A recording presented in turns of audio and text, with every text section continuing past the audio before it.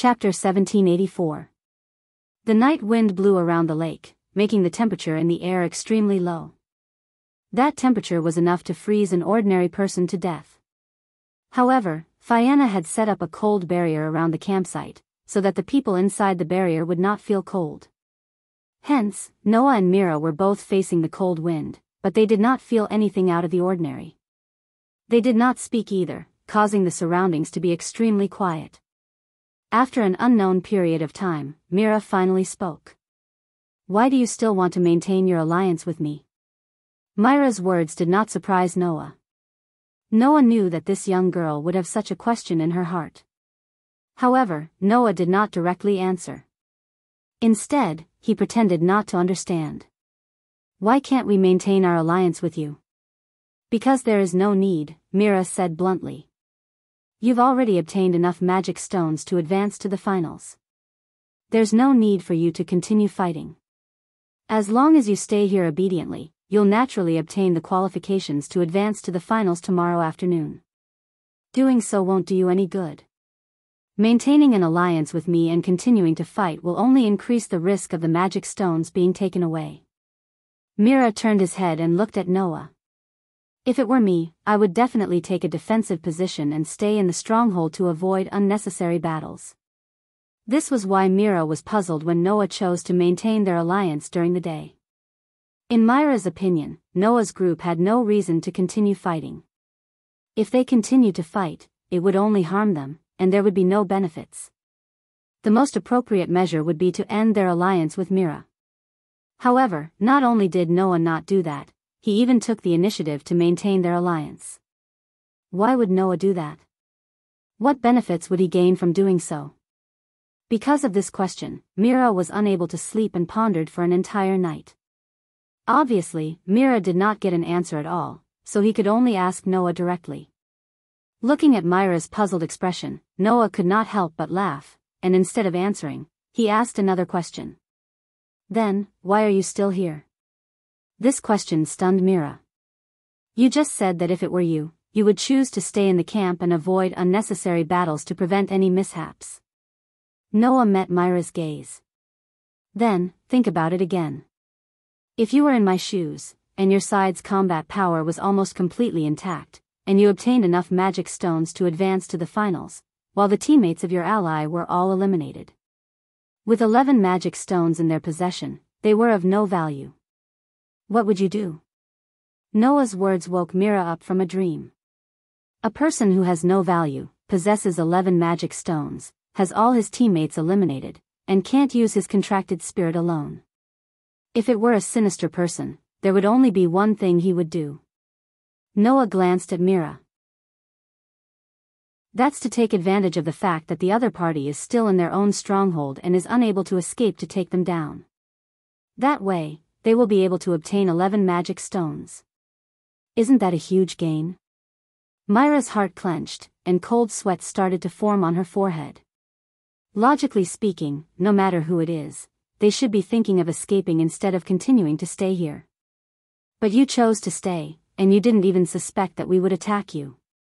Noah looked directly at Mira, as though he was trying to see through her heart. "Why is that?" "That's right. Why is that? Why didn't I think of such a simple thing?" While Mira was still puzzled, Noah spoke her mind. "Because during this period of time, you have subconsciously entrusted a lot of trust to us. That's why you didn't even suspect this matter." Noah's words directly struck Mira's heart. "Since that's the case, in your opinion, are we the kind of people who would abandon our allies who have been helping us all this time just because we obtained the right to advance to the finals?" Mira was speechless. Trust? Not that kind of people?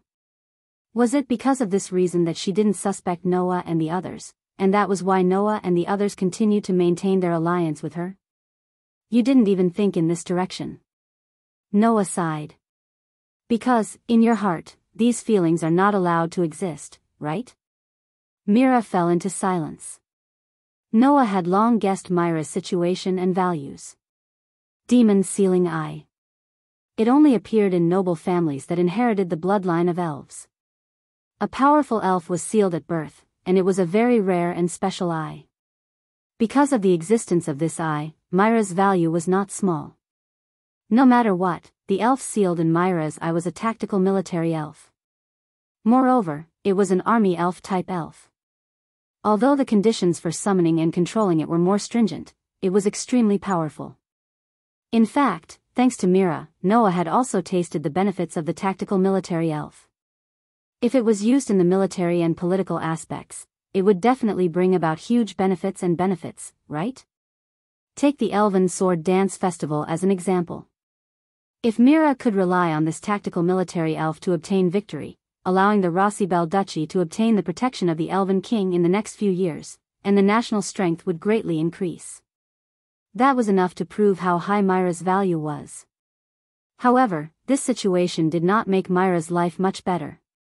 Noah had long heard of this. Because there were many cases of powerful elves sealed in the demon's sealing eye, the owner would be seen as a dangerous target in most situations, or an item with value, and would be used as a weapon by those in power. Under such circumstances, Noah could almost guess what Myra's life was like. Firstly, it was definitely because of this overly powerful and dangerous power that her parents were afraid of, and then abandoned or sold her. Secondly, since Mira represented the Rossibel Duchy in the Elven Sword Dance Festival, it proved that the one who accepted this girl was the country. For a small country that had just become independent from the divine kingdom of Georgia not long ago, the Rossibel Duchy was far inferior to the surrounding countries in terms of military strength and economic power. It was impossible for such a country to not want to obtain glorious results in the Elven Sword Dance Festival and use it to increase the overall strength of the country. As such, Mira, who possessed the demon's sealing eye, was bound to be nurtured as a weapon in order to obtain victory in the Elven Sword Dance Festival. In the end, looking at the current Mira, who was undoubtedly only 13 years old, but had no emotions like a doll, it was not difficult for anyone to imagine how the Rossibel Duchy would treat her for this goal. It was precisely because of this that Mira was not allowed to have emotions. This girl was definitely in the process of being used as a weapon, and her emotions were gradually taken away from her by others, right? Therefore, facing the enthusiasm of Claire, Linley, Frianna, and Alice, Mira put on a troubled expression, not knowing how to respond at all. It was also because of this that Mira did not think in terms of emotions, and fell into an unprecedented dilemma, thinking here for an entire night. Unfortunately, the final answer made Mira completely lost. Just like what you said, my existence is only to obtain victory in the Elven Sword Dance Festival. Apart from that, I was not given any other value. After a moment of silence, Mira spoke in a low voice. So, the reasons you said, I really can't understand. It's fine if you can't understand. After all, you are still young, and there are still many things you can learn. If you don't understand, just think like before, and that will be enough. Noah looked at Mira and smiled slightly. And personally, I am actually very happy that you did not suspect that we would attack you, and that you trusted us. As long as that is the case, that is enough.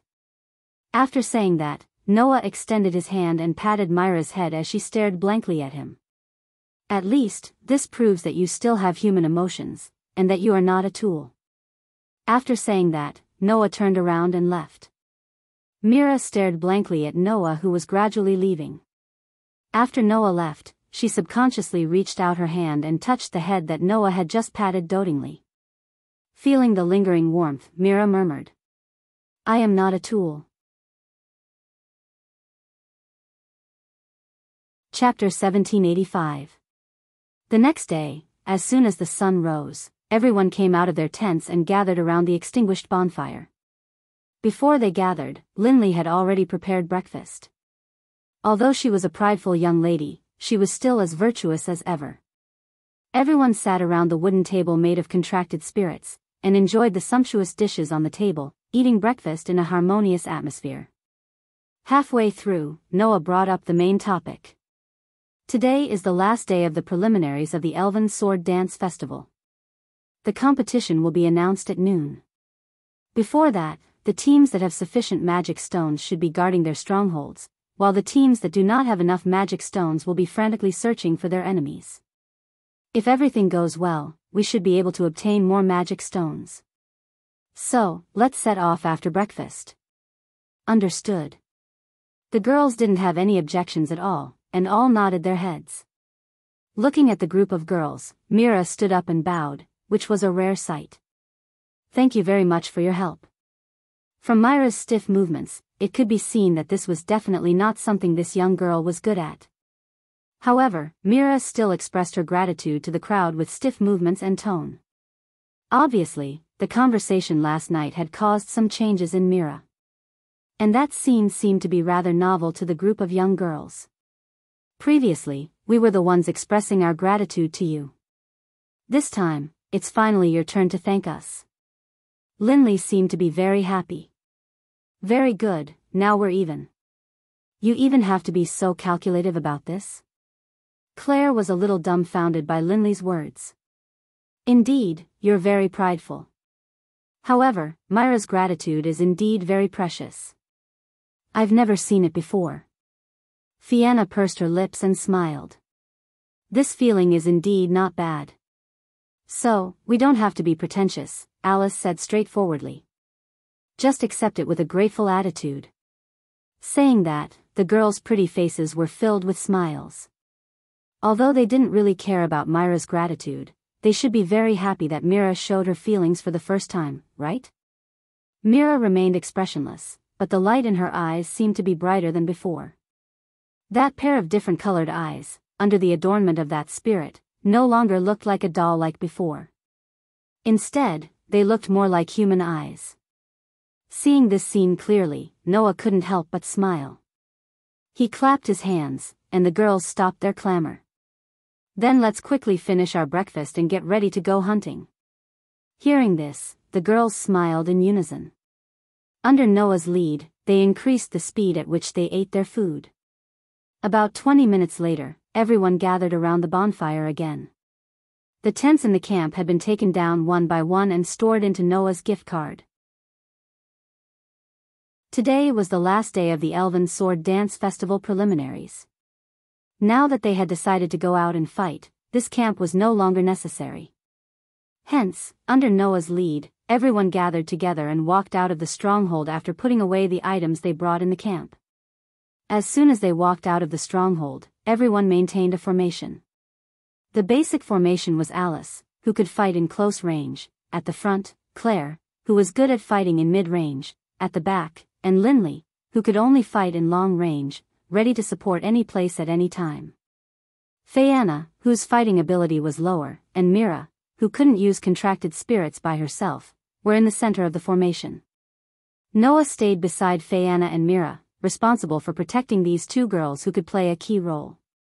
Maintaining this formation, under the leadership of Alice's wind spirit, Smoth, the group hurried in the direction of one of the strongholds that they explored yesterday. However, it didn't take long for Noah, who had been following beside Fianna and Mira, to raise his eyes and stop. As soon as he stopped, everyone stopped as well. Fianna, who was closest to Noah, asked strangely, "What's wrong?" As soon as Fianna's words fell, and before Noah had time to answer, Smolf, who was flying in the air at the front of the team, shouted excitedly with a sharp eagle-like voice. Alice's eyes narrowed as she looked at Smooth and shouted, "What are you doing?"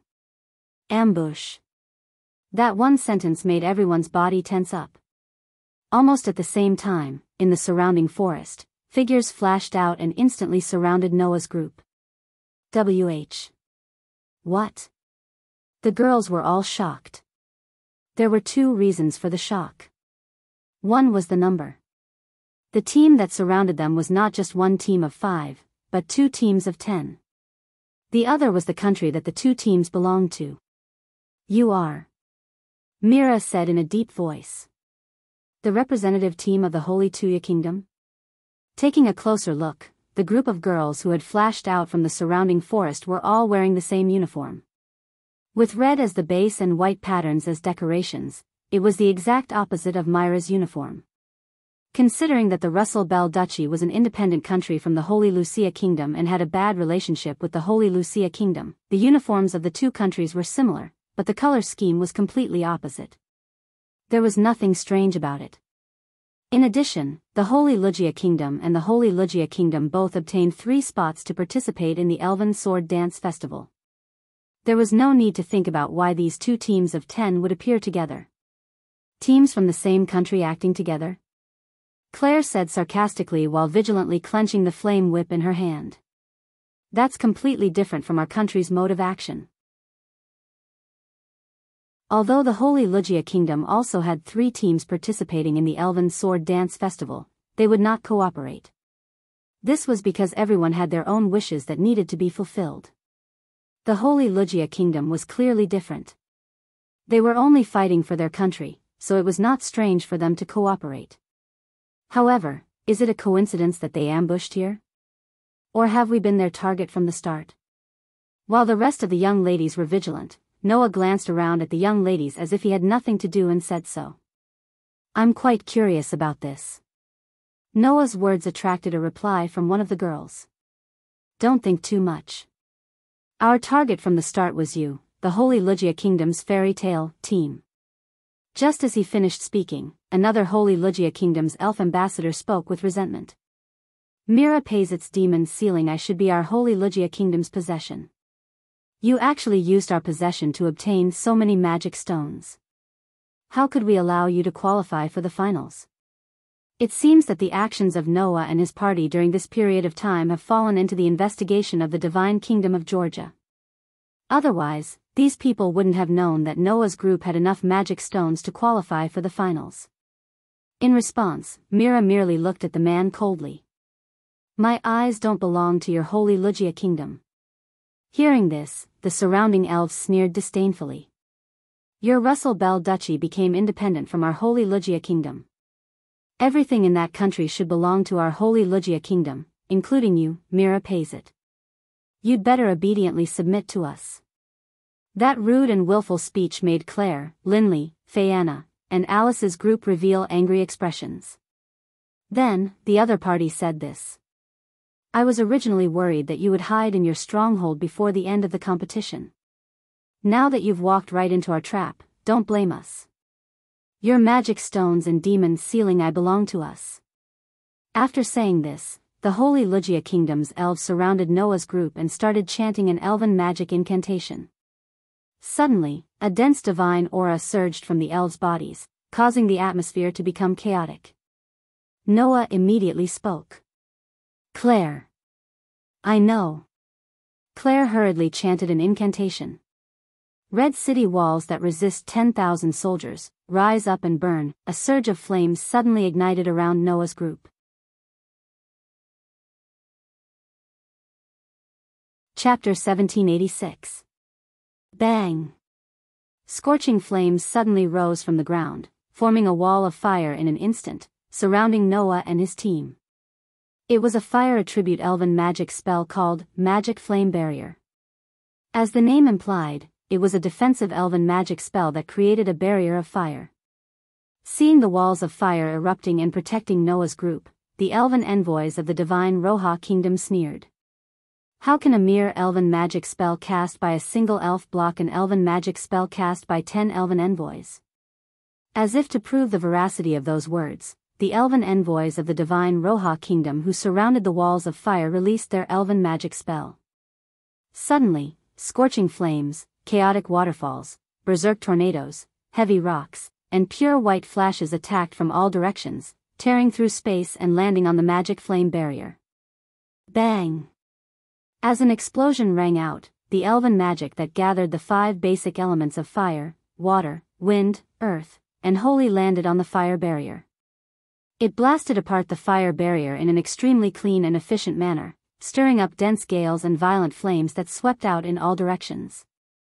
The commotion was so loud that all of the elves hiding in the surrounding forest were scared away. Like birds and beasts, they fled in panic. Fortunately, the waves of fire weren't strong enough to set the surrounding trees ablaze, and only illuminated the faces of the elven envoys of the divine Roha Kingdom, revealing the disdain on their faces. Generally speaking, most elven envoys who maintained their purity wouldn't have such a blatant display of disgust. However, these elven envoys of the divine Roha Kingdom clearly weren't this type of person. They seemed to be looking down on their opponents from the bottom of their hearts, making them exceptionally hateful. Sure enough, they're just a bunch of rascals who relied on the power of the demon's sealing eye to obtain rich harvests. That's why I said that the people of the divine Roha kingdom are too naive. They actually let a bunch of students obtain the spots to participate in the Elven Sword Dance Festival. Since they're noble elven envoys, they should be like us and be tempered by the country like the military. That's what true strength is. That's right. In the end, they're just a bunch of greenhouse-like rookies living in the academy. They can't compare to us. The elven envoys of the divine Roha kingdom gazed at the location of the explosions and the berserk waves of fire and mocked without restraint. After all, it was precisely because Noah's group was only students that the elven envoys of the divine Roha kingdom, who thought themselves to be high above and had undergone strict military training, would look down on them. However, the fact that these people had such a reaction also proved how naive they were. In the next moment, two delicate shouts resounded. Dance, the scarlet flames of destruction. Ice fangs of ice penetrate the enemy. The clear and delicate shouts made the laughter of the elven envoys of the divine Roha kingdom come to an abrupt halt. Soon after, surging flames and ice crystal-like arrows intertwined and fell from the sky like a fire dragon and an ice dragon. As they spun, they fell into the encirclement of the elven envoys of the divine Roha kingdom like two thunderbolts. Boom! The moment the dual attack of ice and fire landed on the ground, it suddenly exploded just like the previous explosion. It stirred up layers upon layers of impact winds and violent waves of fire. Like a wave, it surged towards the surroundings. Among them, ice arrows were also mixed in. They were like bullets that were shot out of a gun, shooting out in all directions. Caught off guard, the elven envoys of the divine Roha kingdom could only miserably fall to the side and dodge the shock waves, berserk waves of fire, and random ice arrows. Under such circumstances, the incoming shock waves, berserk waves of fire and chaotic hail of ice arrows all landed on the surrounding trees, blasting them apart and causing them to fall one after another. At this moment, the elven envoys of the divine Roha kingdom stood up and looked up at the sky. There, a gust of wind blew. Claire, Linley, Frianna, Alice, and Mira were floating in the air as if they were riding the wind. They looked down at the elven envoys from the holy Luja kingdom. Except for Mira, they all had smiles on their faces. Two careless, elven envoys of the divine Roha kingdom. Claire, after Claire summoned the wall of fire, Alice also summoned the wind. Linley, riding the wind in the air like this, it's easy to dodge your elven magic. Fianna, even if you release elven magic for 10 people, it's useless if you can't hit. Alice, hearing the words of the four girls, the elven envoys of the divine Roha kingdom were furious. There was nothing more infuriating than being slapped in the face. Their confident attacks were dodged by their opponents, and they retaliated in the most direct way when they were disdainful. This made the elven envoys of the divine Roha kingdom, who looked down on the students of the academy from the bottom of their hearts, furious. Damn it! An elven envoys yelled. We'll repay this humiliation 100-fold. However, at this moment, a sarcastic voice sounded from behind this elven envoys. You asked for humiliation, how can you repay it? A chill ran up this elven envoy's back. Puck dash. With a tearing sound, a glittering silver sword pierced through this elven envoy's back, and the tip of the sword poked out from his chest. Ugh! The elf user immediately let out a blood-curdling scream. Then, he fell to the ground and fainted. The elven envoys of the divine Roha kingdom were shocked and quickly turned their heads to look.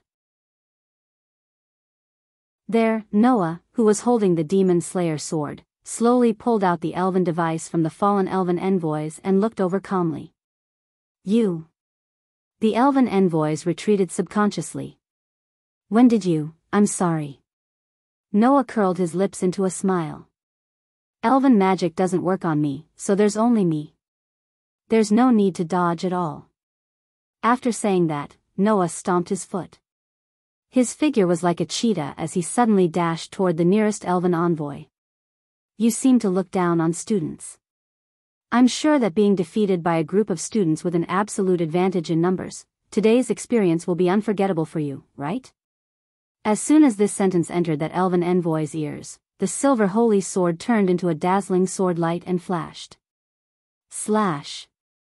With another tearing sound, the dazzling sword light slashed across the elven envoy's throat, causing them to scream and fall to the ground. If it weren't for the fact that Noah was using the elven device, which reduced the level of materialization, the elven envoys' heads would have been tossed into the air with blood flowing out. Damn male elven envoys. How can we allow you to humiliate us? You're just a student. Flustered and furious, the elven envoys of the divine Roha kingdom began to summon their elves and prepare for the battle. However, it was too late for them to react. Slash. Slash. Slash. Slash. Like a ghost in the night, Noah shuttled through the woods without a trace and dashed toward the elven envoys of the divine Roha kingdom. The silver holy sword in his hand turned into the most horrifying weapon and slashed at the elven envoys. Ugh. Ah. Ugh. Amidst the screams, the elven envoys fell down one after another. After twitching a few times, they stopped moving. In the end, a few seconds later, 2 teams of 10 elven envoys fell to the ground and sullenly accepted their defeat.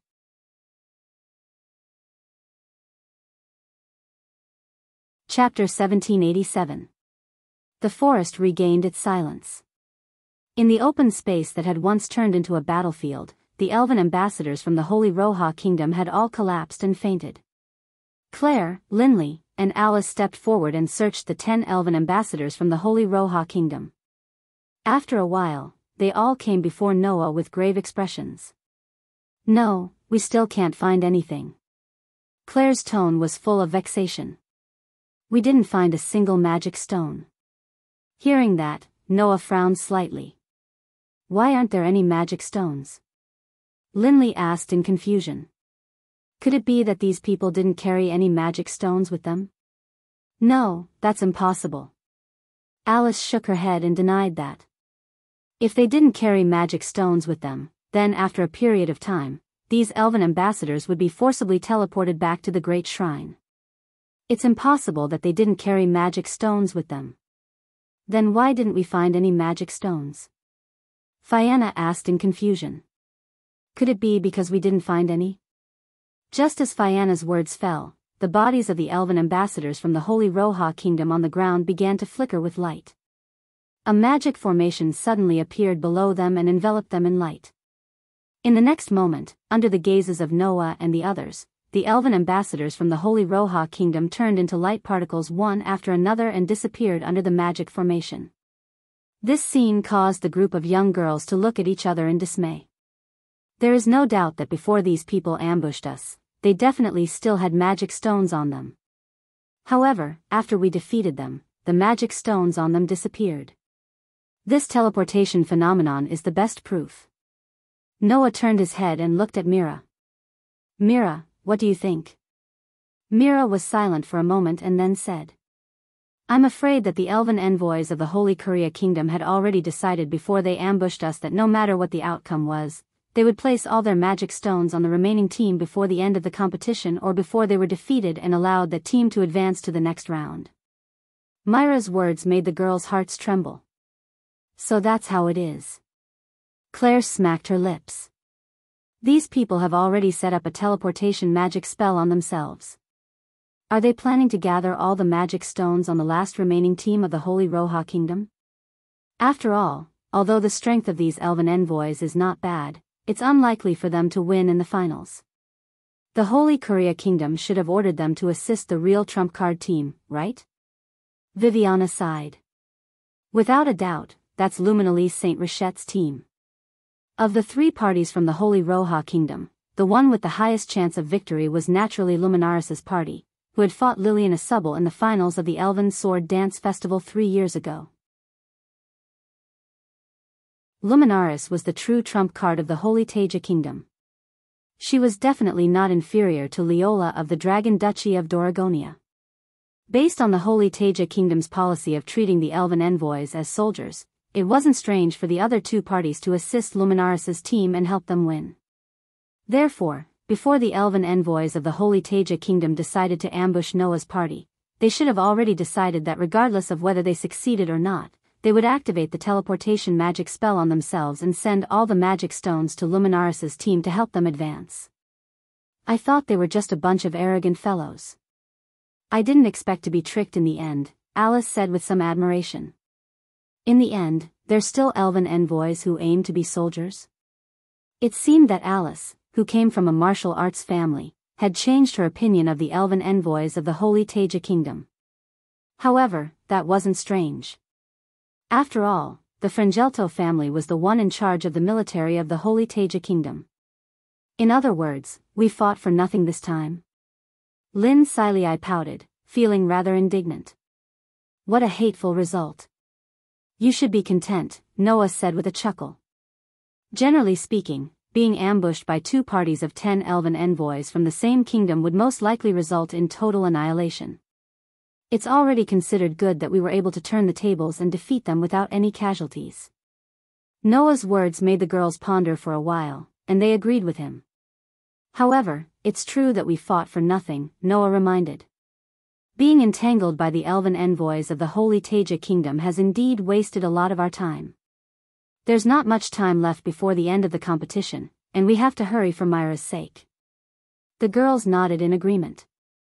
However, just as Noah was about to give the order to set off, a hand tugged at the corner of his shirt. Thank you for thinking of me. Mira looked at Noah, and her heterochromatic eyes flickered slightly as she said this. However, it's fine to stop here. Myra's words stunned everyone. It's fine to stop here? Noah asked with uncertainty. Do you mean that we don't have to continue collecting magic stones? Yes, Mira nodded and said without any confusion or hesitation as usual. There's not much time left before the end of the competition, and there aren't many teams left. Next, whether it's attacking the stronghold or encountering other teams, it will be much more difficult than before. In the end, not only will we not get anything, we might even lose the magic stones we have. I feel that we don't have to continue increasing the risk. But, is this okay? Noah looked at Mira. I think that with only 11 magic stones, it will be difficult to advance to the finals. With all my teammates dead and only one person left, it's already a good result to be able to obtain 11 magic stones. Mira met Noah's gaze. So, I think it's fine to stop here. Noah didn't know what to say. Because, even though that was the case, would the Rosabelle Kingdom be satisfied with just a good result? Those fellows who wanted to use Mira as a weapon wanted to win the Elven Sword Dance Festival, not a good result.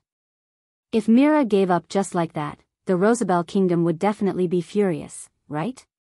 And there was only one reason for Myra's existence. That was to win the Elven Sword Dance Festival. If this goal failed, Noah could imagine what would happen to Mira. However, Mira definitely knew this, so why would he give up suddenly? As though he had seen through Noah's thoughts, Mira smiled bitterly like a human for the first time. The elven envoys of the Holy Korea Kingdom took the risk to ambush you because of me. If not for your strength, those fellows would have succeeded because of me. You said that I still have human emotions. I didn't believe it last night, but I do now. Mira stopped smiling bitterly and looked at Noah with a gentle expression. Because, I sincerely don't want to see you in any danger because of me. Mira.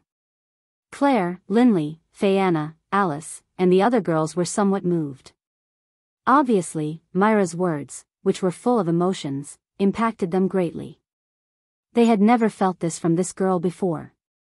Even Noah couldn't help but persuade him. I don't think that with our strength, anything will go wrong. Is that so? Mira asked. Then what if we meet Lane Isabel, who even you think is unreasonably strong? Noah was speechless. At this point in the competition, there aren't many teams left, and all of them are strong teams. There is a possibility of meeting a purgatory apostle, Mira said sincerely. So, it's fine now. Noah was speechless. Noah sighed, reached out his hand, and patted Myra's head. Thank you for thinking of us, Mira. For a moment, a faint smile appeared on Myra's face. Just like that, the end of the competition slowly arrived.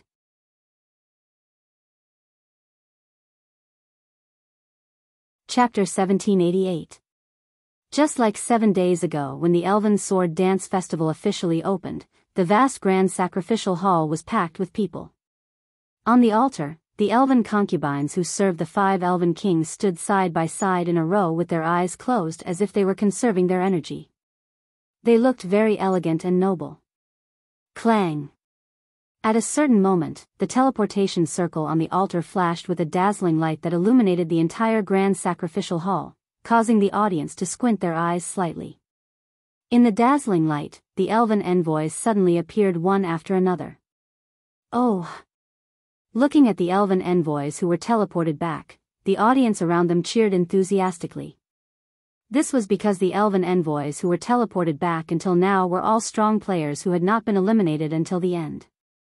Because of this, these elven envoys were qualified to receive everyone's cheers and cheers. Noah, who was also teleported back, opened his eyes. Before he could confirm if his teammates were beside him, a large number of gazes gathered on him. Noah paused for a moment when he sensed their gazes, and then he scanned his surroundings. He saw that almost all the audience around him were staring at him, cheering and discussing at the same time.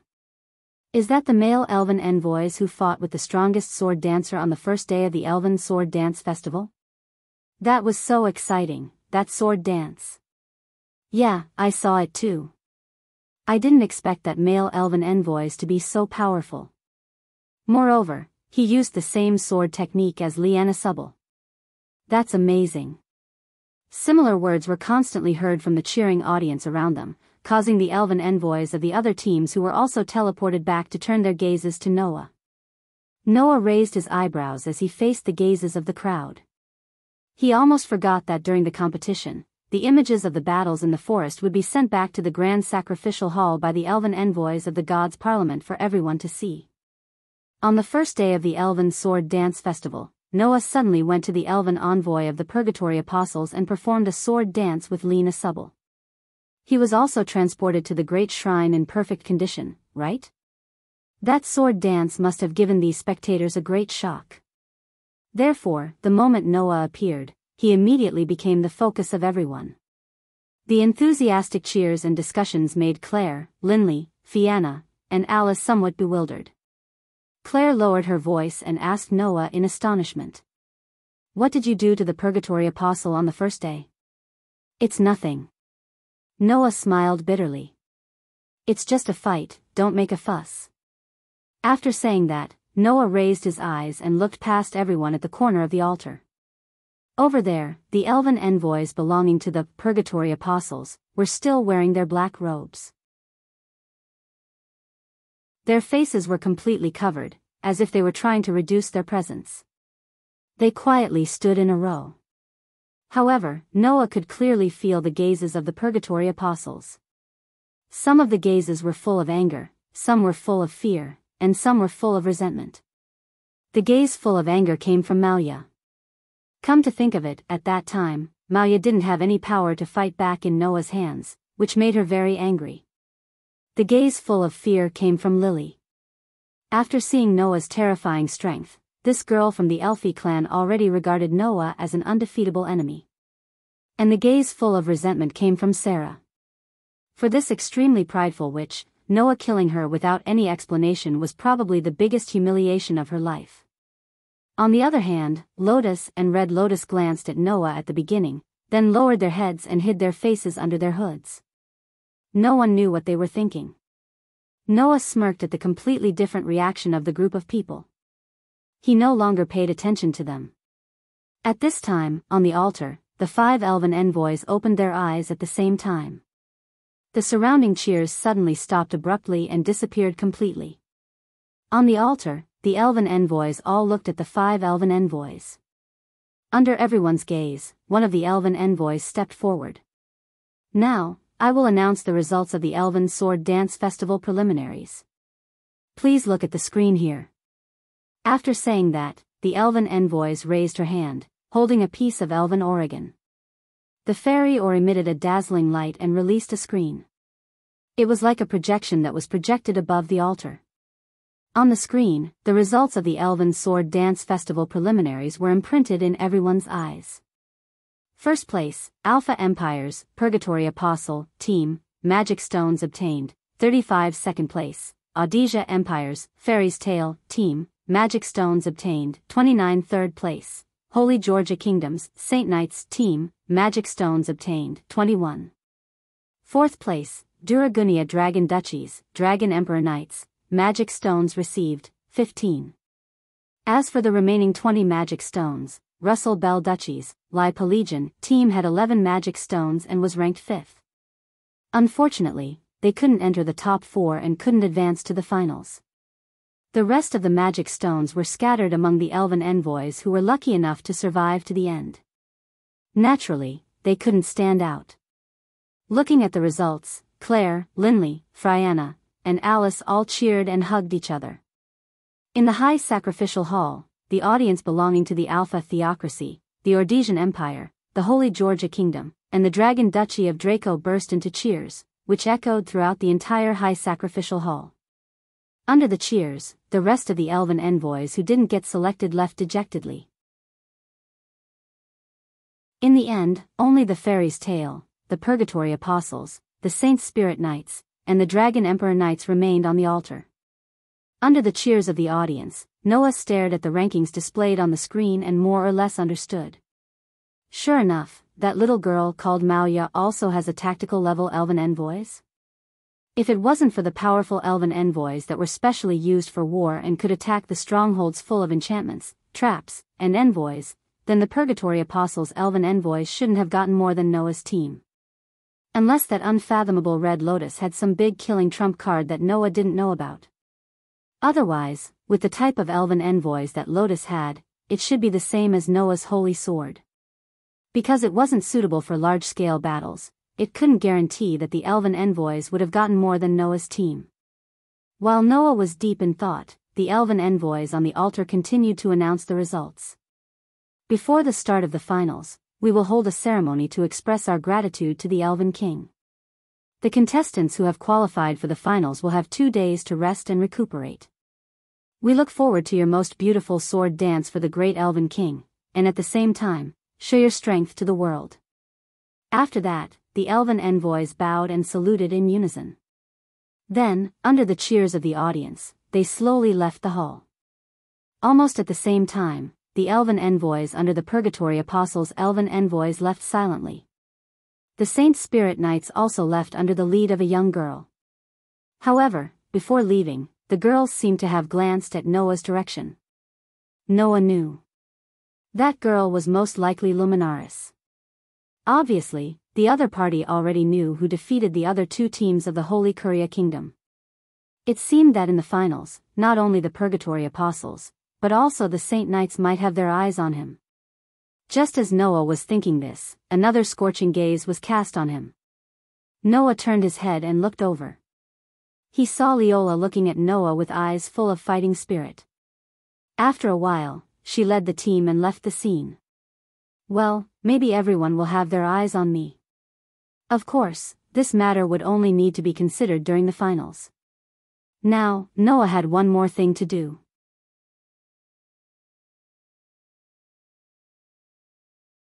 Chapter 1789. On the top floor of a high-class hotel on the Holy Floating Island, in a luxurious room, Mira lowered her head and closed her eyes as she stood in the middle of the room. In front of Mira, near the window, a man in a luxurious suit had his back facing her. He did not say a word, and the atmosphere was heavy. Outside the window, people were still discussing the results of the preliminaries of the Elven Sword Dance Festival. Naturally, the people who were mentioned the most were the top 4 teams in the preliminaries. The Purgatory Apostles of the Alpha Theocracy, the Fairy's Tale of Austria, the Saint Knights of the Holy Kingdom of Georgia, the Dragon Knights of the Dragon Duchy of Duragonia, the man said in an extremely cold tone as he read out the countries and representative teams that people had been talking about enthusiastically one by one. Originally, they should have mentioned the Lipa division of the Luo-Subal Duchy. Hearing this, Mira seemed to have nothing to say and continued to stand there quietly. In response, the man's tone became even colder. Don't you have anything to say to me? Mira was silent for a moment before she spoke. I don't have anything to say, Your Highness. The man in the luxurious suit was the Prince of the Rosabelle Duchy. At the same time, this prince was also the culprit who bought Mira, whom her parents were afraid of, with money. In order to let Mira win in the Elven Sword Dance Festival, he did not hesitate to deprive Mira of her human emotions and implant the mission of winning in the Elven Sword Dance Festival. Unfortunately, the dream was beautiful, but the reality was too cruel. Not to mention winning, the Rosabelle Duchy did not even make it into the top 4. They were just in 5th place and announced their honorable exit in this year's Elven Sword Dance Festival. Of course, to the prince, this result was not honorable at all. Don't you have anything to say? The prince turned around with a cold smile on his face. No, you should have a lot of things to tell me. For example, why didn't you win? The entire process of the Elven Sword Dance Festival would be transmitted back to the Great Sacrificial Hall for all the spectators to see. Therefore, the Prince of the Rosabelle Duchy clearly knew what kind of performance the Lipa division led by Mira was capable of. The first day has just passed. Apart from you, everyone else has been eliminated. That is undoubtedly your fault, the Prince of the Rosabelle Duchy said coldly. You chose the wrong strategy. You didn't expect the Odisha Empire's fairy's tale to leave the stronghold and ambush you instead, leading to the elimination of your teammates. That was indeed a mistake on Mira's part. So, Mira did not refute. However, under such circumstances, you were still able to win the alliance with Fairy's Tale, and prevent the team from being directly eliminated. That is your contribution. The Prince of the Rosabelle Dukedom said faintly. It's just that you still didn't win. Since that's the case, no matter how great your contribution is, it can't make up for your mistake. I only want to ask you. The gaze that the Prince of Rosabelle Duchy cast on Mira turned from cold to furious. Undoubtedly, you had the chance to win, but why didn't you do so? Mira's heterochromatic eyes trembled slightly. Because, Mira knew what the prince was referring to. The Odisha Empire's fairy's tale didn't seem to be on guard against you. After interacting with those elven envoys for a few days, you had countless chances to steal magic crystals from them, but you didn't do so. The prince's voice was filled with anger. If you had succeeded, with the 11 magic crystals in your hands, you could have even jumped to first place. At that time, our Rosabelle Duchy would have obtained unparalleled glory. Now, the opportunity has been lost for nothing. Facing the prince's anger, Mira still didn't say anything, but she was shaking her head in her heart. Of course, because Noah and the rest treated Mira without any ill feelings, Mira did not have any ideas about the magic crystals on them. But in Mira's opinion, even if she really did so, she would most likely not succeed. Even if she succeeded, betraying the alliance in front of the entire continent and using such methods to obtain first place, she would definitely not obtain any unparalleled glory. She would only be disdained and looked down upon by everyone. But the prince clearly didn't care about this at all. Because of your failure, the Rosabelle Duchy's plan to surpass the surrounding countries in one go has become nonsense. The Prince of the Rosabelle Duchy was so angry that he couldn't control himself. And because of your failure, my plan to become king in one go has been completely ruined. Acquiring Mira and using her as a weapon in the Elven Sword Dance Festival to obtain victory would allow the Rosabelle Duchy's national power to increase greatly under the protection of the Elven King, surpassing the surrounding countries in one go. This saying was only used by the prince to deal with other people.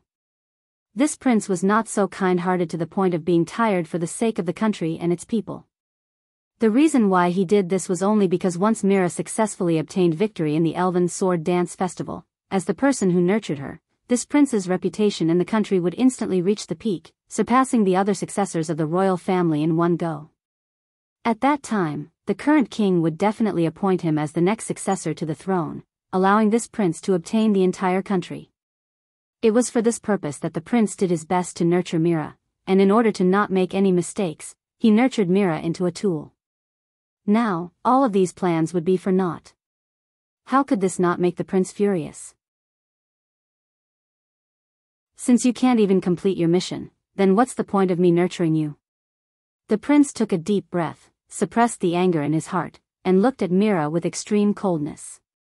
So, I'll sell you. Presumably, with the value of a tactical-grade military elf, you should be able to exchange for some bargaining chips to fight for the throne, right?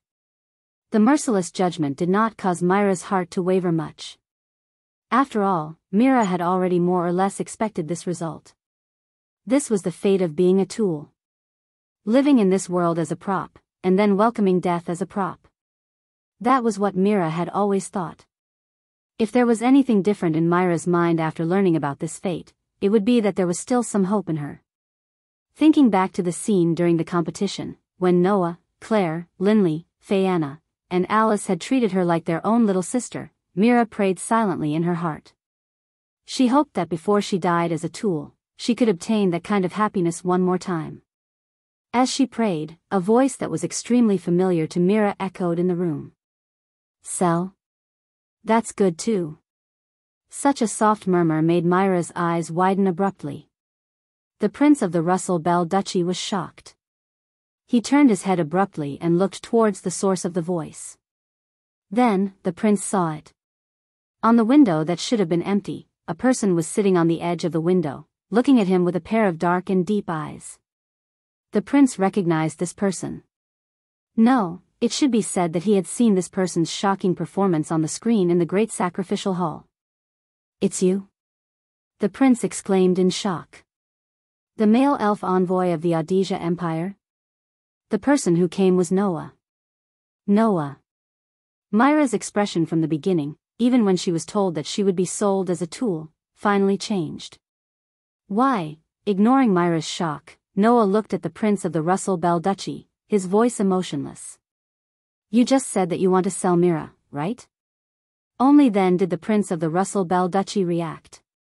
He calmed himself down and nodded. Do you have any objections? If you're referring to my objections, I do have a lot to say and a lot to do. But that's too troublesome. I can't be bothered to talk so much with you. Noah glanced at the Prince of the Russell Bell Duchy.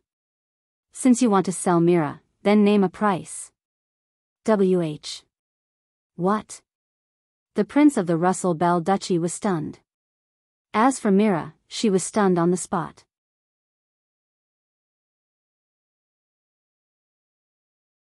Chapter 1790. In that instant, the entire luxurious room fell silent. Mira couldn't believe her ears as she looked at Noah in bewilderment. Noah, you... Before Mira could finish her sentence, she was interrupted by Noah. All right, Mira, don't say anything. Noah smiled at Mira. Leave the rest to me, Yi Zichen said. Hearing that, Mira opened her mouth, but when she saw the smile on Noah's face, she obediently closed her mouth and nodded, choosing to remain silent. Looking at the interaction between Noah and Mira, and then recalling the relationship that the two of them had more or less shown during the Elven Sword Dance Festival, the Prince of the Russell Bell Duchy had a thought. After a while, the prince smiled faintly. Noah Dole, could it be that you want to buy the demon's sealing eye from me? Only talking about the demon's sealing eye, and not Mira, proved that in the heart of this prince, Mira's existence was dispensable. The only thing that he truly valued was the demon's sealing eye. To this, Noah only gave a short reply. That's right, name a price. The short reply caused the Prince of the Russell Bell Duchy to swallow most of the words he had prepared in his heart, unable to say them. From those words, one could tell that Noah didn't want to talk to him at all.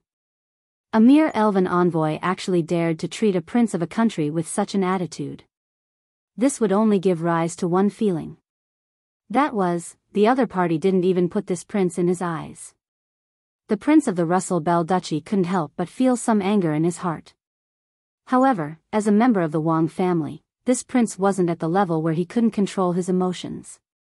Thus, the prince forcefully suppressed the anger in his heart, and the smile on his face became a little unsightly. Since you've seen the power of the demon's sealing eyes tactical grade military elven during the Elven Sword Dance Festival, then you should know that it isn't that easy to buy it with the wealth of an elven envoy, right? A tactical military sprite was a precious military resource even in those big countries. Therefore, even though most of the elven envoys were from noble families, it was still very difficult for them to afford a tactical military elf. At least, as far as the Prince of the Russell Bell Duchy knew, other than the royal family, the only ones who could afford tactical military elves were the 4 major nobles. Coincidentally, 3 of the 4 great nobles of the Austro-Hungarian Empire were related to Noah. The 3 great nobles were Elstian, Lorenfrost, and Frengelto. Coincidentally, it was the family that Claire, Linley, and Alice were from. As for Fayanna, she was the second princess of the kingdom. She belonged to the royal family and had a higher status than the 4 noble families.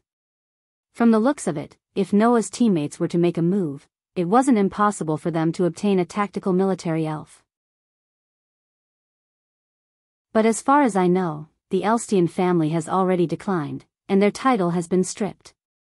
The second princess of the kingdom is also no longer valued by the royal family because of the lost elven concubine. Although the remaining Lorenfrost and Frengelto families still have power, they shouldn't be willing to spend a large sum of money to buy a tactical military elf just because of the request of a few juniors, right? The Prince of the Russell Bell Duchy said with assurance. Then, what do you plan to use to complete this deal with me? The prince's words made Noah frown slightly. Seeing this, the Prince of the Russell Bell Duchy thought that he had made things difficult for Noah. Who knew that in the next moment, Noah would directly say this? You don't have to worry about how I should do it. Just give me a price and don't talk so much nonsense. You. The Prince of the Russell Bell Duchy was enraged, and his breathing became hurried. He suppressed his anger and spoke while gritting his teeth. All right, since that's the case, I'll be direct. I don't need you to give me anything valuable. However, you have to obtain victory in the Elven Sword Dance Festival and help me make a wish in front of the Elven King. If that's the case, I'll give you the Demon's Sealing Eye. The Prince of the Russell Bell Duchy's intentions were finally exposed. That's right, this prince wanted to obtain the Elven King's wish. Apart from obtaining the protection of the Elven King, those who obtained victory in the Elven Sword Dance Festival would also be able to obtain a wish from the Elven King. With the elimination of the Lipa division, the previous plan had gone down the drain. If the Prince of the Rosabelle Duchy wanted to achieve his wish to sit on the throne, relying on this wish was undoubtedly the fastest way. As long as Noah obtained victory in the Elven Sword Dance Festival and helped him make the wish of obtaining the throne, this prince's ambition would be able to succeed. This was why this prince had said so much nonsense to pave the way. Noah was able to fight head-on with Lena Subble on the first day of the Elven Sword Dance Festival without losing. Such an elven envoy could definitely obtain victory in the Elven Sword Dance Festival. That was why the Prince of the Russell Bell Duchy had offered such a condition when Noah requested for Mira. Unfortunately, this prince clearly didn't know that his wishful thinking was very good. The man in front of him had an unimaginably bad impression of him. Thus, Noah looked deeply at the Prince of the Russell Bell Duchy and sighed. If you put away your boring ambition and scheming heart, and honestly state a price, then I'll forget about it. This is your last chance. W.H. What? The Prince of the Russell Bell Duchy was slightly startled, and then his expression darkened. What do you mean by this? You still don't understand? Noah raised his eyes and looked at the prince. I thought you were a smart person. Looks like you're destined to be unpresentable. Since you don't know what's good for you, then I'll make sure you don't get anything. The Prince of the Russell Bell Duchy was finally enraged. However, before this prince could fly into a rage, Noah curled his lips and smiled. Listen carefully. If I can really obtain victory in the Elven Sword Dance Festival and obtain a wish, then I definitely won't use it to make any deal with you. Instead, I'll directly make a wish for the Russell Bell Duchy to release Mira Pacet or for the Russell Bell Duchy to disappear. That way, I'll be able to achieve my goal. Do you understand? The anger in the prince's heart was instantly extinguished by a basin of water, and he sucked in a breath of cold air. You're actually willing to do this for Mira Pacet? The Prince of the Russell Bell Duchy said with a shocked expression. Why? Is there a reason? Noah looked at the prince, and his tone was merciless. It's very simple. I don't like you. Since we both need a wish to achieve our goal, then do you think I'll choose a method that benefits you? You. The Prince of the Russell Bell Duchy was trembling with anger. You're just an elven envoy. How dare you speak to the prince of a kingdom like this? Aren't you afraid that afraid of what? You'll go to the Audisia Empire and sue me? Say that I have to be punished for threatening you? Otherwise, the diplomatic relations between the Audisia Empire and the Russell Bell Duchy will be strained? Noah said with a smile that wasn't a smile. What gave you the confidence to think that the Audisia Empire would punish an elven envoy who obtained victory in the Elven Sword Dance Festival for a small kingdom? The Prince of the Russell Bell Duchy froze in place. That's right. To the Audisia Empire, the Russell Bell Duchy was just a small kingdom that wasn't worth their attention. As for Noah, he was able to obtain victory in the Elven Sword Dance Festival. He was an elven envoy that could bring great benefits to the kingdom. Under such circumstances, would the Audisia Empire care about the complaints of the Russell Bell Duchy? At that time, in order to not offend the Audisia Empire, the royal family of the Russell Bell Duchy might even throw this prince into the cold palace. Only then did the prince realize what was going on. In front of Noah, he didn't have any sense of superiority. Thus, the prince slumped his shoulders in defeat. Seeing this, Mira knew. She had decided where she belonged.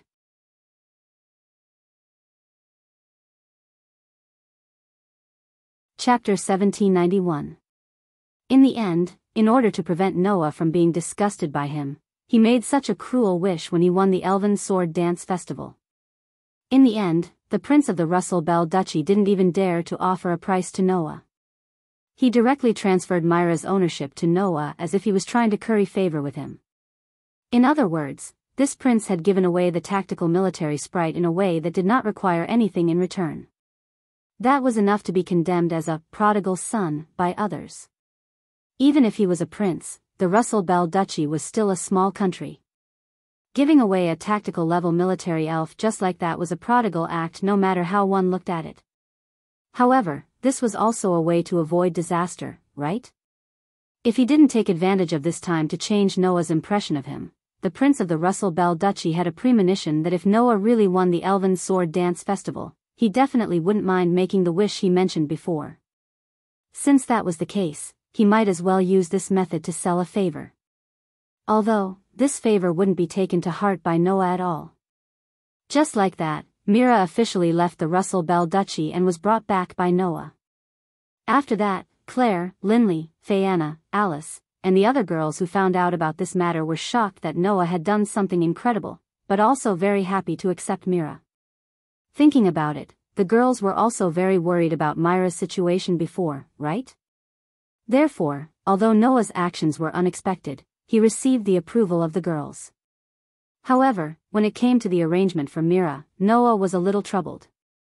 No matter what, Mira was bought back by Noah from the Russell Bell Duchy in a high-profile manner. However, Noah really didn't consider how to arrange Mira after buying her back. In the end, Noah still decided to temporarily arrange for Mira to enter the Alessia Elven Academy. With Myra's aptitude and the fact that she was a tactical military elf in the eyes of the Demon Sealer, Vath and Grey would most likely accept such an outstanding student without hesitation, right? And with Greyvatha's protection, Noah didn't need to worry about anyone in the Osea Empire targeting Myra's military elves, which would be disadvantageous to her. At this point, Myra's matter came to an end. However, what Noah did not expect was that as soon as he settled Myra's matter, the person he had just mentioned in his mind appeared. Should I congratulate you on passing the preliminaries? In the tower at the center of the floating island, in Noah's room, Greyvath openly barged into his room and said this as soon as she barged in. Noah, who was thinking about making arrangements for Mira, was stunned by this heroic scene. After a while, he narrowed his eyes. Why are you here? Can't I be here? Grey and Vath said without any change in expression. During the Elven Sword Dance Festival, even the Holy Realm is open to ordinary people, right? In other words, you're here to be a spectator? Noah sighed. Stop lying. The Elven Sword Dance Festival will also be broadcasted live to the major countries in the human world. Even if you wanted to watch it live, you could have come with us when we set off. What's the point of delaying it until now? At that time, you were only here to participate in the competition. You didn't even qualify for the finals. There's no point in watching that level of competition, Gray and Vath said mercilessly. Apart from the short confrontation between you and Lotus, the rest of the competition isn't worth watching. As expected of the existence known as the strongest elven user on the continent, the winner of the Elven Sword Dance Festival 24 years ago. You're really something. Noah knew that there was no point in continuing to talk nonsense with Gray and Vath, so he decided to lay his cards on the table. Alright, just say what you want to say. You're the one who asked me to participate in the Elven Sword Dance Festival. Don't tell me you don't have your own motives. Until now, Noah still didn't understand why Gray and Vath had tried so hard to get him to participate in the Elven Sword Dance Festival. Although Noah had thought at the beginning that Gray and Vath simply wanted to get the protection of the Elven King, or to achieve something through Noah, it didn't seem to be the case now. Gray and Vath definitely had some other plans. Noah was absolutely sure of that. Perhaps Gray and Vath had seen through Noah's thoughts, but they let out a rare bitter laugh. Alright, kid, don't look at me like that. I didn't ask you to participate in the Elven Sword Dance Festival for any other reason. If I have to say it, I just wanted you to stop some people from achieving their goals. Stop some people from achieving their goals? Noah frowned slightly. Are you referring to Lotus? No. Gray and Vath looked straight at Noah. Lotus isn't dangerous. The truly dangerous person is that person called Red Lotus. Noah's eyes flickered upon hearing Gray and Vath's words. Gray and Vath spoke as expected after seeing Noah's reaction. It seems like you've also noticed that the elven user isn't simple. Not simple. Indeed, not simple. How could a guy who could remain unfazed when Noah and Lotus unleashed their full power be a simple person? But in terms of strength, even if that elven user is comparable to Lotus, he can't be considered more dangerous than her, right? Noah looked at Gray and Vath. Lotus is terrifyingly powerful. Of course, I know that Lotus is terrifyingly powerful. After all, I've been with her for a whole year. So, I know that Lotus has long surpassed me in my prime. She possesses strength that is on a completely different level from humans. Gray and Vath calmly analyzed. But, Lotus's purpose is to have a showdown with you. This purpose isn't dangerous at all. Noah understood what Gray and Vath meant. You mean? Noah asked with uncertainty. What dangerous purpose does that Red Lotus elf user have? I don't know. Gray and Vath answered simply. However, that person appeared in the Alphys Empire out of thin air and reached some agreements with the higher-ups of the Alphys Empire. Using the funds provided by the Alphys Empire, he purchased a large number of tactical military elves. He even recruited a group of powerful elves under his command, including the orphans of the academy. He purchased a large number of tactical military elves and recruited a large number of elven users. Noah frowned deeply. What does that person want to do? I'm not sure. Gray and Vath shook her head and then looked at Noah. There's only one thing that I'm sure of. That is, with these preparations, it's completely enough to start a war. Noah suddenly fell silent. Recalling the scorching aura and frosty temperament of the other party, Noah felt that it wasn't strange at all if such a person wanted to start a war. Just like what Gray and Vath said. Red Lotus gave off a dangerous vibe. It didn't mean that the other party was more powerful than Lotus, but that the other party had some extremely terrifying thoughts in her heart. Why would such a person want to participate in the Elven Sword Dance Festival? Where did she come from? If she wins just like that, what will happen? Gray and Vath closed her eyes. When I think of this, I can't sit still. That person gives me a very dangerous vibe. That's the purpose of you letting me participate in the Elven Sword Dance Festival? Noah more or less understood. To prevent such a dangerous person from obtaining the right to fulfill her wishes? That's right. If such a person obtains the right to fulfill her wishes, it might really cause irreversible consequences. Not to mention, that person has so many connections with the Alpha Empire, which has a lot of negative rumors. Gray and Vath's face tensed up. And your appearance has given me hope to stop that person. Hearing this, Noah fell into deep thought. It was not until this moment that Noah had a question. Why would Lotus get involved with such a dangerous person? Why did the two of them end up together? Was there a bigger inside story behind this? It's up to you to decide how to deal with such a person. Gray and Vath said as Noah fell into deep thought. I only have one request, and that is to defeat her. Noah nodded lightly.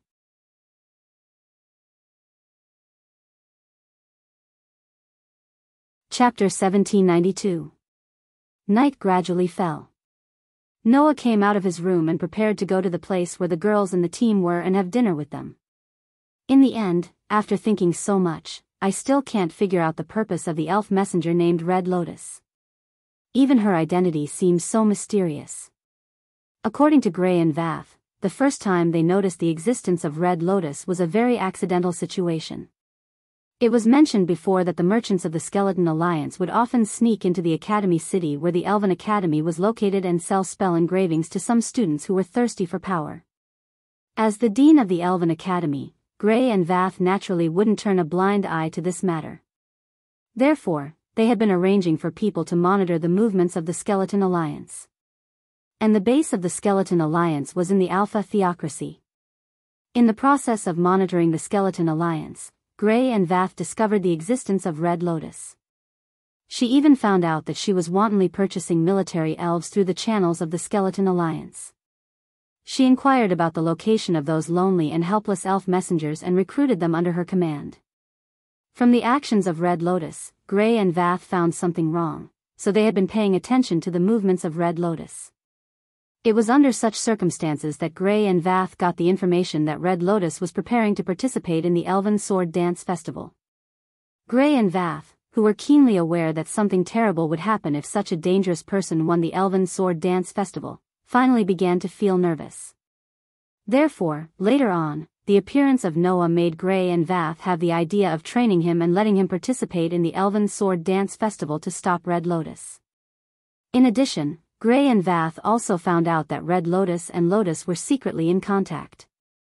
However, Gray and Vath did not expect that Lotus would actually walk together with Red Lotus, and even attend the sword dance of the fairies as a representative of the Alpha Theocracy. 4 years ago, the Academy was destroyed due to some unknown incident. Lotus escaped from that place and met me. She spent the next year with me and didn't know anyone other than me. However, after the Fairy Sword Dance Festival ended 3 years ago, Lotus mysteriously disappeared.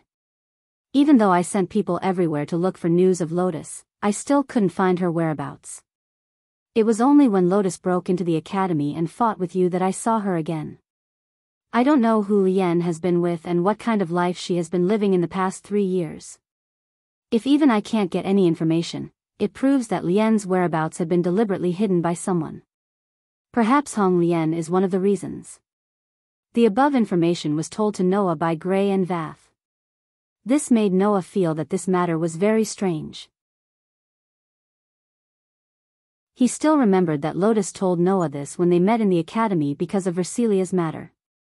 An acquaintance told me that Versilia Eva Farangelto might have transplanted the spell rune, and it was because of me. Gray and Vath said that after coming out of the academy, until the end of the Fairy Sword Dance Festival, Lotus only had contact with her and didn't know anyone else. So where did this so-called acquaintance come from? Moreover, Lotus also said that the reason why she knew that Versilia might have transplanted the spell rune was because her acquaintance told her that Versilia had been in contact with the people of the Skeleton Alliance. Therefore, Noah had reason to believe that the so-called acquaintance was referring to Hong Lien. After all, Hong Lien had a very deep relationship with the Skeleton Alliance, so it wasn't strange for her to know such news. And if the acquaintance that Lotus was talking about was Hong Lien, then Hong Lien's identity was a little thought-provoking. I remember that Lotus once said that her acquaintance happened to have an extraordinary relationship with Claire and Friana. Noah stroked his chin as he walked forward. Her aura is scorching hot, and she has an extraordinary relationship with Claire and Friana? Noah felt that he seemed to have grasped the key to pointing out Hong Lian's true identity.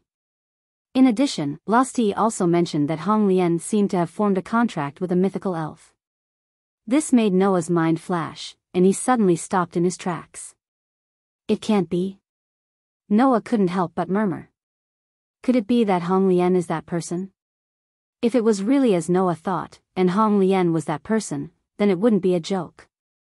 Not to mention other things, if people knew that this person actually participated in the Elven Sword Dance Festival openly and appeared in front of everyone, it would definitely cause an unimaginable uproar. Especially the House of Gods and the Ordesia Empire, they might directly interfere in the Elven Sword Dance Festival and attack Hong Lian. But, that's not right. Noah frowned. If Hong Lian is really the person I think she is, then why would she participate in the Elven Sword Dance Festival? The Elven Sword Dance Festival was actually a large-scale ceremony to offer sacrifices to the Elven King. Elven envoys from all over the continent would perform sword dances during the ceremony, and the most beautiful sword dance would be presented to the Elven King. That was the most fundamental purpose of the Elven Sword Dance Festival. In other words, the Elven King would be watching the entire process of the competition. If Hong Lian was really the person Noah thought she was, then the Elven King wouldn't let her participate, right? Or, even the omnipotent Elven King doesn't know Hong Lian's true identity? Noah felt as if he had found the vine that would lead him to the location of the melon. If Noah were to follow this vine, he would be able to reveal the biggest secret of the Elven Sword Dance Festival to Noah. However, he still couldn't find the location of the melon.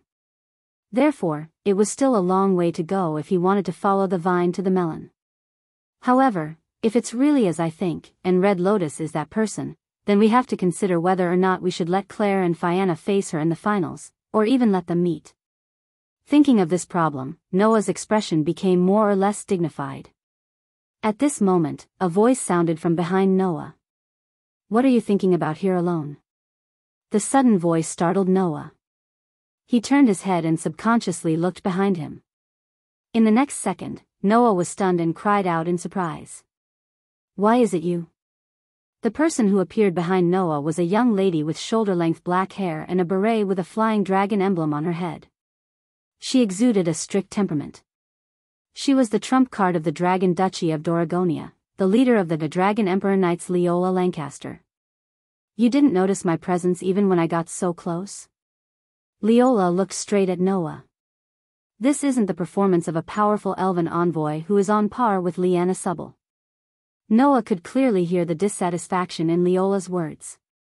It was a straightforward emotion that one would only have when one's favorite opponent didn't perform as well as one had imagined. Of course, Noah was indeed too focused on thinking and didn't notice Leola's approach. However, that also proved that Leola didn't approach Noah with any evil intentions. If Leola approached Noah with clear hostility, malice, and killing intent, Noah's sensing ability would have reacted and it would be impossible for him not to notice Leola. However, Noah didn't purposely explain and continued to ask. "Why are you here? Why do I feel like I'm being perfunctory?" Leola furrowed her beautiful brows, but soon, she didn't care anymore. "I'm here to look for you." "Look for me?" Noah raised an eyebrow. "Don't tell me you want to have a fight with me again?" "That might not be a bad idea, but compared to having a private fight with you here, I'd prefer to have a fair fight with you in the finals of the Elven Sword Dance Festival." Leola didn't hide her thoughts at all. "Before that, let's forget about the private fight." "Is that so?" Noah shrugged. "But who knows when the dragon's blood will awaken again?" "Don't worry, I've already fought enough during the preliminaries. The dragon's blood will only awaken when my thirst for battle is stronger. My thirst for battle hasn't reached that stage yet." Leola looked at Noah and the corners of her lips curled up. "There's only one thing I'm sure of, and that is that the dragon in my body is thirsting for a fight with you." In other words, if there was a chance, Leola would definitely challenge Noah.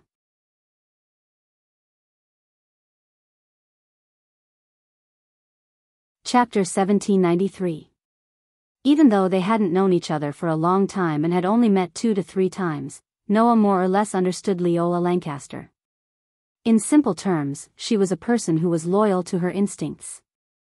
While being a knight, Leola was also a warrior. Perhaps due to her identity as a dragon servant, Magus G, this knight-come-warrior was as competitive as a fierce dragon and was loyal to her instincts. To this young lady, the happiest thing was to be able to find a worthy opponent, right? And it was very obvious that Noah was a worthy opponent in the eyes of this Duke Dragon. Moreover, during the awakening of the dragon blood, Noah had also gotten rid of Leola in a straightforward manner. That situation must have made Leola even more excited, right? In the beginning, my goal was to fight the strongest sword dancer. But now, compared to Liena Subble, I hope to fight you more. Leola looked at Noah with a burning gaze. I hope that during the sword dance of the elves, you can calm the hot blood in my heart and satisfy the thirst of the dragon in me. Let's hope so, Noah said as if he didn't see Leola's burning gaze, avoiding the main point and dwelling on the trivial. So, why are you looking for me? You can consider it as something. The burning battle intent in Leola's eyes calmed down bit by bit. Her gaze didn't leave Noah as she spoke. Before that, I'd like to ask you a question. Noah didn't speak and silently signaled for Leola to continue. Shortly after, Leola spoke. Noah Doria, who exactly are you? This question stunned Noah. Noah didn't expect Leola to ask such a question. What do you mean by who exactly am I? Noah blinked. Didn't the Dragon Duchy of Doragonia already investigate my background? It's because of that we realize that there are a lot of mysteries surrounding your identity, Leola said. To put it bluntly, before you appeared in the Alicia Elf Academy in the Alicia Empire, we didn't get any information at all. Where are you from? Who are your parents? Where did you live before? Leola stared straight at Noah. We didn't even manage to find out the slightest bit of such basic information. It's just too strange. It's as if you didn't even exist in this world before you appeared in Alicia Elven Academy. Leola was right. Before that, Noah didn't exist in this world. Therefore, no matter how hard the Dragon Duchy of Doragonia investigated, they couldn't find any information about him. I think it's not just the Dragon Duchy of Doragonia. The other countries who are investigating you are also puzzled by this strange phenomenon, right? Leola glanced at Noah. Although we suspected that the Alicia Empire might have deliberately concealed information about you and erased all traces of your past, if that's the case, they might as well erase all traces of you before the Elven Sword Dance. There's no reason for them to only erase traces of you before you entered the Alicia Elf Academy. And then? Noah did not deny or admit it, but asked this question. What are you trying to say? There's only one thing I want to say, Leola stared at Noah and said word by word. That is, whether or not you are an elven envoy of the Ordesian Empire. Oh. Noah seemed to have guessed the purpose of Leola's visit. He immediately smiled. If I say no, what are you going to do? It's simple. Leola shifted her gaze to Noah. Noah Doloa, join us, the Dragon Duchy of Doragonia. When these words came out of Leola's mouth, Noah thought to himself, as expected. At this point, Leola's intentions were clear. This girl was here to poach. To be able to fight on par with the strongest sword dancer, there's no doubt about how outstanding you are as an elven envoy, Leola said. We, the Dragon Duchy of Doragonia, have taken a liking to your abilities and talents. We believe that you are one of the most outstanding elven users on the continent. If we can use this ability of yours, it will greatly increase our influence. On top of that, you are the second male elven user in history. Therefore, your genes may even improve the quality of our elven users. That is what we believe. Gene? Noah was stunned. In other words, the Dragon Duchy of Doragonia wasn't only targeting Noah, but also his descendants? What's so strange about that? Leola said matter-of-factly. Elven envoys rely on maintaining outstanding bloodlines to pass down their legacies. It's not strange for our country to take a liking to your bloodline, right? In that case, it wasn't wrong either. The strength of shamans would continuously decline after the age of 25 and eventually lose their powers. After losing their powers, shamans would mate with pure-blooded nobles and give birth to even more outstanding descendants. Due to this reason, most of the elf envoys were of noble birth. They were basically the descendants of the nobles of various countries. Judging from this point, it wasn't strange for Noah's bloodline to be targeted.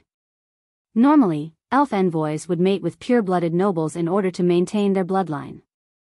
However, no matter how pure their bloodline is, those nobles are only ordinary people. They aren't elf envoys who can communicate with elves, Leola said bluntly. Under such circumstances, with someone like you who can compete with the strongest sword dancer and the only male elf envoys on the continent, there are many who want to mate with you and give birth to even more outstanding descendants. The Dragon Duchy of Doragonia was one of them. That was what Leola was trying to say. So, if you aren't a member of the Audisia Empire and haven't been recruited by them, then come to our Dragon Duchy of Doragonia, Leola said straightforwardly. Trust us. We can definitely give you more than the Audisia Empire. Of course, you have to pledge your loyalty to our country and leave your descendants behind. Noah was speechless. No, it wasn't just speechlessness. Noah almost choked on his breath. Leave your descendants behind? Was there a need to be so direct? Noah said straightforwardly. In other words, you're proposing to me, right? His words made Leola, who had been extremely calm since the beginning, open her eyes wide. Then, her pretty face flushed red. You! What nonsense are you saying? Leola yelled with a red face. When did I propose to you? Undoubtedly, you just said that your country has taken a fancy to my bloodline and hopes to have an elf envoys mate with me to give birth to even more outstanding descendants, right? Noah was amused by Leola's reaction. Since that's the case, there's no reason for your country to allow some ordinary elven ambassador to mate with me for the sake of having outstanding offspring. Instead, they would allow the most outstanding elven ambassador in the country to become my other half. No matter how I think about it, it can only be you, the princess who has inherited the rare dragon bloodline and is the trump card of the Dragon Duchy of Doragonia, right? Leola's expression froze. Clearly, the future Noah spoke of was not impossible. If that was the case, then wasn't Leola, who had been persuading Noah to pledge his loyalty to the Dragon Duchy of Doragonia, proposing to Noah? What? You have nothing to say, right? Noah said, not knowing whether to laugh or cry. Then, Your Highness Princess of the Dragon Nation, do you still want me to pledge my loyalty to your country and leave my descendants behind? Ugh. Ugh. Leola didn't know what to say. She could only fidget there with a red face. After a while, Leola glared at Noah. As expected, let's talk about it after you defeat me. After saying that, Leola turned around and left as if she was fleeing from a desperate situation. Seeing this, Noah couldn't help but laugh. As expected, no matter how strong you are, you're still an innocent witch.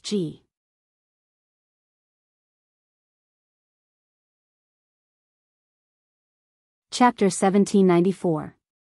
2 days passed by in the blink of an eye.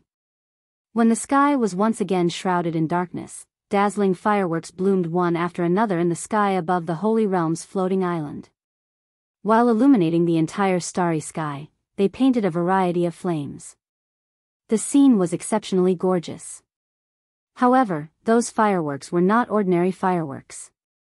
They were the scene of the elves sealed in the elven or being released and shot into the sky. For ordinary people, using such a method to create fireworks was undoubtedly beyond common sense. After all, the elven ore was quite expensive. Not to mention other things, if the most ordinary family wanted to buy a piece of elven ore, they would definitely have to spend a lot of money. They might have to scrimp and save for the next few months just to afford a piece of elven Oregon. Under such circumstances, it was unimaginably extravagant to shoot such expensive elven ores into the air like fireworks. However, for the Elven Sword Dance Festival that was only held once every few years and was a sacrifice to the greatest existence in the world, people did not have the intention to cut corners. It was completely necessary to be extravagant. At this very moment, countless people had surged into the spacious hall of the Grand Offering Hall. It was bustling as if it was a festival from somewhere. These people were all waiting for the appearance of the 5 elven concubines. The 5 elven concubines were in the deepest part of the great sacrificial hall, listening to the voices of the 5 elven kings. As the elven concubines who directly served the elven kings, these girls could directly communicate with the elven kings to a certain extent, receive the elven king's orders, and spread them to the world. The finals of the Elven Sword Dance Festival would be held tomorrow. The elven concubines needed to listen to the elven king's voice, and through the elven king's announcement, they would know the location of the finals and spread it to everyone. Therefore, people poured into the great sacrificial hall en masse, waiting for the elven concubines to announce the location of the finals. Of course, to the rest of the people, this was just a large-scale ceremony. Therefore, gathering in the great sacrificial hall like this was just the human nature of wanting to join in the fun. In other words, the House of Gods did not require the contestants of the finals to be present and listen to the elven concubines' announcement. Because of this, the Purgatory Apostles of the Alphys Empire were not present. They only released their envoys to the great sacrificial hall, intending to learn the location of the finals through the elven concubine. Although that was the case, Lotus also came to the great sacrificial hall. No, Lotus did not directly enter the great sacrificial hall. Otherwise, if the strongest sword dancer appeared in such a lively scene, it would definitely cause a strong fan reaction, right?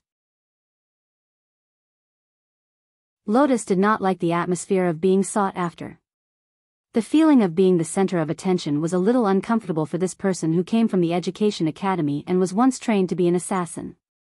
Therefore, Lotus came to the top of a hill and looked down at the bustling great sacrificial hall as she softly murmured.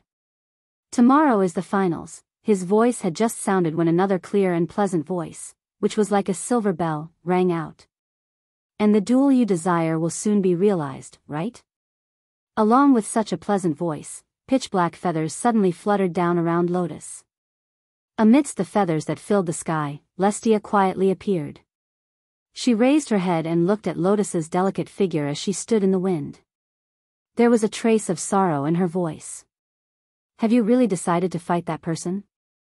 Didn't you already get the answer?" Lotus laughed bitterly. "What's the point in asking? Because it's not necessary at all." Lestia sighed. "You've perfectly inherited the Dark Elf King's power and have long become an unprecedented demon king. You don't even need to fear the 5 great elf kings. You can do whatever you want. Why are you so obsessed with that man?" "You're wrong, Lestia." Lotus shook her head, her voice was extremely cold. "Even if I don't persist, I can't do what I want to do. The power lodging in my body belongs to the Dark Elf King, and the Dark Elf King is the enemy of the 5 great elf kings. Since I've inherited the power of the Dark Elf King and become the Demon King, I can't avoid fighting the 5 great elf kings." Lestia was speechless. But after a while, Lestia immediately refuted. "But before that, you can also do what you want to do. With the power of the Demon King, is there anything in this world that you can't do?" "So, Lestia, you still don't understand." Lotus raised her head and looked at the night sky, her voice faintly discernible. "What I want to do is to end things with Noah. But that man is too dangerous." Lestia's tone inevitably became anxious. "He's clearly not like you, who inherited the power of the Dark Elf King. He's also not as special as the Red Lotus, whose origins are unknown. I've never even heard of his existence before. Yet, he was able to form a contract with the strongest sword elf and even fight against you as a human. That man is truly too mysterious and too strange. Even if it's you, against such a person, there's no guarantee that you can win. That's why it's meaningful." Lotus unconsciously placed her hand on her heart. If there's no suspense, then what's the point? Lestia bit her lip when she saw that Lotus did not listen to her advice. A vexed expression appeared on her face. Unlike Lotus, who was obsessed with Noah, Lestia was only wary and hostile towards Noah. That was because Noah was too mysterious. It wasn't just in the aspect that Lestia had just mentioned. In other aspects, Noah was far too mysterious a person. The reason why Lotus could perfectly control the power of the Dark Elf King was because Noah's thing seemed to be lodged in her heart, and it played a role in controlling her. The Dark Elf King was afraid of the thing in Lotus' heart. Or rather, it had no resistance to the thing in Lotus' heart. That was why it was so obedient to Lotus' control. Since that thing belonged to Noah, it was enough to see how powerful he was. Frankly speaking, Lestia had always been very uneasy. If Lotus was defeated by Noah and the thing in her heart was taken away, the Dark Elf King's power would go berserk and turn into a ball of resentment. What would she do then? This uneasiness had always been buried deep in Lestia's heart and had become a source of pressure. If possible, Lestia really wanted to kill Noah behind Lotus' back. Unfortunately, Lestia knew that she could not do anything to Noah with her own strength. Since she could not do anything to Noah, nor could she persuade Lotus, Lestia was helpless. I really don't know what to say about you, Lestia complained. Who did you learn from when you refused to listen to advice? Lotus could not help but smile when she heard this. Then it can only be from you, right? Lestia? No matter what, Lestia had always been by Lotus' side when she was in the Education Institute. She taught Lotus all the emotions and beauty in the world and let Lotus know the truth of the world. If it wasn't for Celestia, Lotus would have become an emotionless tool that only existed for the sake of slaughter under the tutelage of the Education Institute. I don't remember teaching you to be so awkward, Lestia said unhappily. Then, she quietly stepped forward and held Lotus's hand as she spoke softly. You have to win, Lotus. I will. Lotus squeezed Lestia's hand and smiled. After all, I still have to help you fulfill your wish. Yes. Lestia raised her head and looked at the starry sky with Lotus. Fulfill the wish that couldn't be fulfilled 3 years ago. Yes. Lotus nodded heavily. This time, we will succeed in one fell swoop. Let's hope so, Lestia said with a smile. But Red Lotus' wish is different from ours. She might become our obstacle. You can't forget this. I know. Lotus's eyes twinkled. What she and I are praying for is the same, but the methods we use are different. Whether my method is correct or hers will depend on this year's Fairy Sword Dance Festival.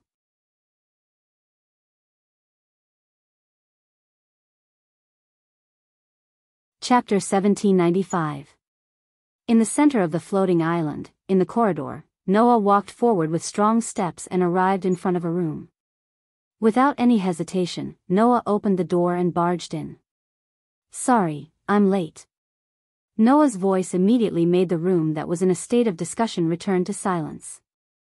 Claire, Lindley, Fayanna, Alice, and the other girls all gathered their gazes on Noah with some dissatisfaction on their faces. Really, where did you go? Lindley puffed up her cheeks. You didn't even attend the announcement of the elf concubine. Don't you care at all where the finals are? Anyway, you'll definitely go, right? Noah said as he sat down on the last seat of the round table. Since you're going, it doesn't matter if I go or not, right? Don't you know what a team operation is? Claire sighed dumbfoundedly. Come on, you're still the captain. Well, I have my own things to do. Noah shrugged. In order to better understand the opponent, I've been spending almost all my time in the sanctuary's library these 2 days. Since the last time he had some guesses about the identity of Red Lotus, Noah began to confirm his own guesses and did a lot of research for this. Therefore, in the past 2 days, the group of girls had been conserving their energy. Only Noah had been immersed in the library of the Holy Region and had been collecting information. The girls also knew about this matter. Therefore, when they heard Noah say this, the girls immediately calmed down. Then how's your investigation?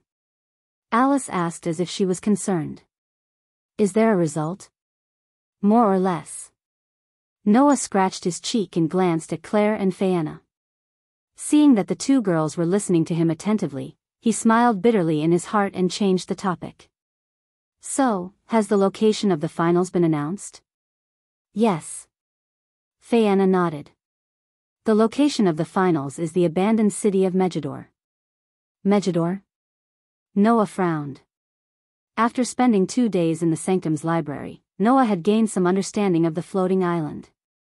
This so-called Megidor was originally called the Ivory City.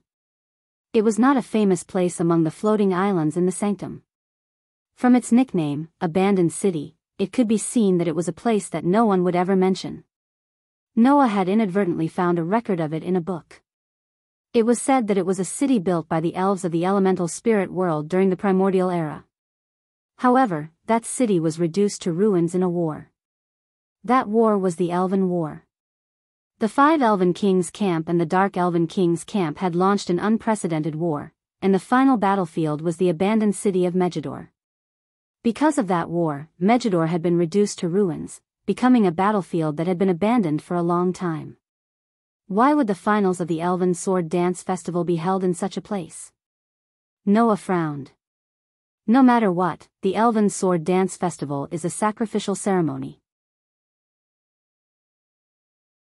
There's no reason to hold it in such a junkyard, right? We were just discussing this point. Phaena said with a troubled expression. But, in the end, we still couldn't come to a conclusion. That's true. Noah's frown slowly relaxed as he said this. Since you can't understand, then don't think about it. Anyway, what we have to do is the same. We have to win. That's right. Claire nodded her head heavily, her expression becoming more and more serious. But, the finals are a little different from the preliminaries. We have to discuss how we should act. The rest of the girls nodded as well. The finals of the Elven Sword Dance Festival was the same as the preliminaries. It was a battle for magic stones. The 4 teams that qualified for the finals would be randomly teleported to the battleground. They could move freely and try their best to obtain magic stones. In the end, the team that obtained the most magic stones would be the winner of the Elven Sword Dance Festival. The difference was that the finals would only last for 3 days. Moreover, the random teleportation this time wasn't based on the teams, but on the members of the team.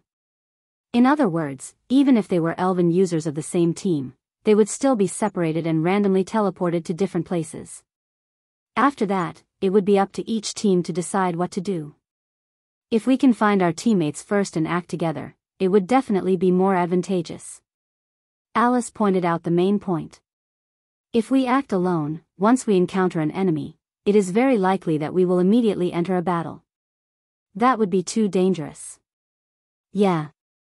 Lindsley agreed, which was rare. I don't think that I can win against those ace-level opponents in a one-on-one battle. Although Claire, Lindsley, Phaena, and Alice were all outstanding Elven users, compared to those ace-level team leaders, they most likely had no chance of winning in a one-on-one battle. Not to mention Lotus, just the Dragon Duke Leola of the Dragon Duchy of Laguna and the Holy Knight Luminaris of the Holy Lucia Kingdom, let alone one-on-one, even if 2 or 3 of them worked together, they might not be able to win. They had to gather at least 2 people to have a chance of not losing against Leola and Luminaris. If they had the chance, they could definitely escape unscathed. As for Lotus, even if the 4 of them gathered together, they would only be serving themselves as fodder.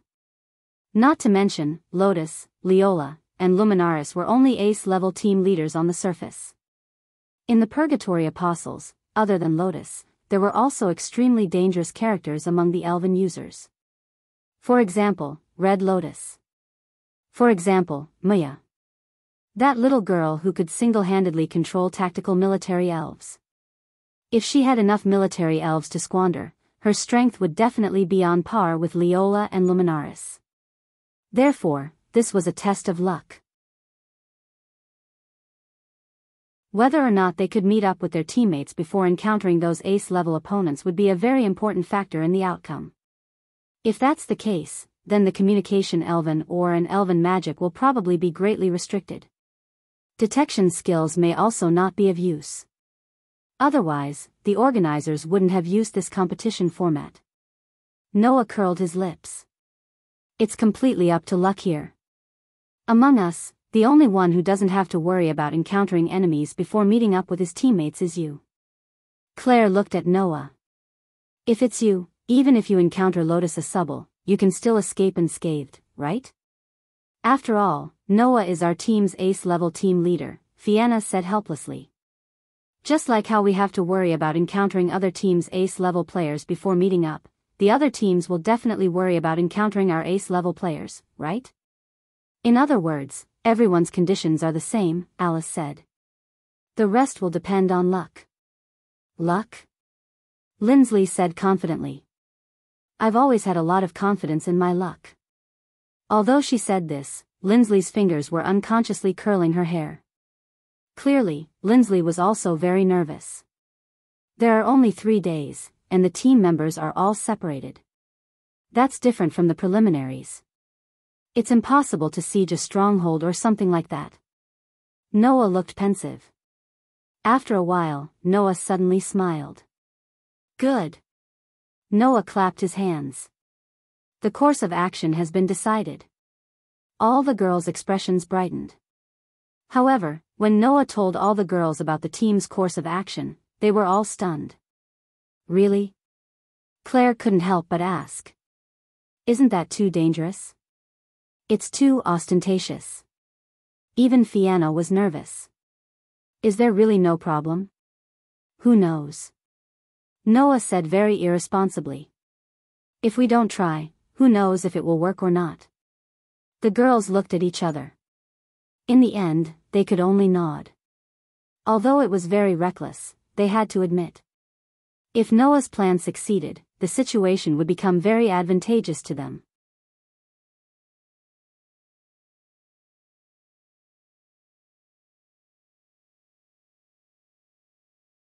However, if he had to fight against Red Lotus, it would not be strange at all if he had to use Athena. In terms of strength, that elf envoy was probably not inferior to Noah and Lotus. Hence, Athena's decisiveness was absolutely necessary. At this time, Aster's voice sounded in Noah's mind. You don't have to take special care of me, divine sword spirit. I'm not so depraved as to immerse myself in my own memories when Master is in a tough battle. Aster? Noah's expression lit up as he hurriedly asked. Are you okay? I'm fine, Master. Aster's voice was as emotionless as usual. However, Noah, who knew Aster well, could hear the fatigue and determination in his voice. Please don't worry about me. I am Master's sword. Even if Alicia really revives and becomes Master's enemy, as Master's sword, I will still point at her. You don't have to force yourself, Noah said hesitantly. Although Red Lotus is troublesome, even if I only use Athena, it won't be easy for her to take me down. I'm not forcing myself. Aster's voice carried a trace of determination. If that elf envoy called Red Lotus really has some kind of relationship with Alicia, then I have to face her personally. At this point, Aster paused for a moment before speaking in a low voice. Master said that he doesn't want to leave behind any regrets. Hence, before you carry out your mission, you have many things to do. Hence, in order to not leave behind any regrets, I have to face Alicia's matter. Noah was speechless. Just let her be. It was rare for Athena to stand on the same side as Aster. Facing the unbearable past is painful, but it is not a reason to escape. Perhaps that is the only way for the divine sword spirit to break free from the past and regain a new life. Meeting Noah allowed Aster to face his curse and open his heart to others. However, other than the curse, Aster still had to face the pain of his past. Only by overcoming the pain could Aster be considered to have regained a new life. In order to not leave behind any regrets, he wholeheartedly followed Noah and faced life and death with Noah. Perhaps Red Lotus was the last obstacle Aster had to face. Tightly grasping the silver dagger, Noah nodded heavily. After coming out of the room, Noah met up with Claire, Lindley, Fianna, Alice, and the other girls. Apart from the girls, Milea, Carol, and even Mira were present. I will cheer for you. Milea hugged Lindsley tightly. Big sister, you have to save big sister Yusha. I know. Lindsley gently stroked her sister's head. Leave it to me. Mississippi, Carol hugged Lindsley as well. I will cheer for you too. You have to do your best too, Carol, Lindsley said worriedly. When I'm not here, you have to eat on time. Don't starve until I come back just because you don't know how to cook. Woo-woo. Carol nodded repeatedly. I will, Mississippi. The originally touching scene became a bit strange for some reason. At the very least, Claire, Viviana, and Alice looked as if they wanted to say something, but couldn't. Just as Noah didn't know whether to laugh or cry, the corner of his clothes was pulled. Noah, you have to do your best too. Mira looked straight at Noah, her heterochromatic eyes shaking slightly. I believe you will definitely win. Don't worry. Noah reached out and patted Myra's head. It won't be that easy to beat me. After everyone said their goodbyes, a witch from the god parliament knocked on the door. She stood outside and bowed to everyone. Everyone, it's time. Please bring your items within the stipulated weight and follow me to the door that will teleport you to the final venue. Everyone glanced at each other and nodded. Because the location this time was special and it was a random individual teleportation, the magic array that would teleport the contestants to the final venue wasn't in the Great Sacrificial Hall, but in the 4 holy halls scattered around the city tower. Under the guidance of which Noah, and the others came to a holy hall that looked like an ancestral hall. Inside the holy hall, a total of 5 magic arrays were emitting a faint light. Please enter the teleportation door. It will teleport you to the location of the finals. Which who was leading the way, bowed to everyone. I wish you all the best. Claire, Linsley, Fayanna, Alice, and the other girls looked at each other, then their gazes all converged on Noah. Under the gazes of the girls, Noah smiled and nodded. Immediately after, the group of people lifted their feet at the same time and stepped into the glowing magic array. Clank. The bright light enveloped everyone. In the next second, the group turned into light particles and merged into the magic array, disappearing on the spot. The final of the Elven Sword Dance Festival began.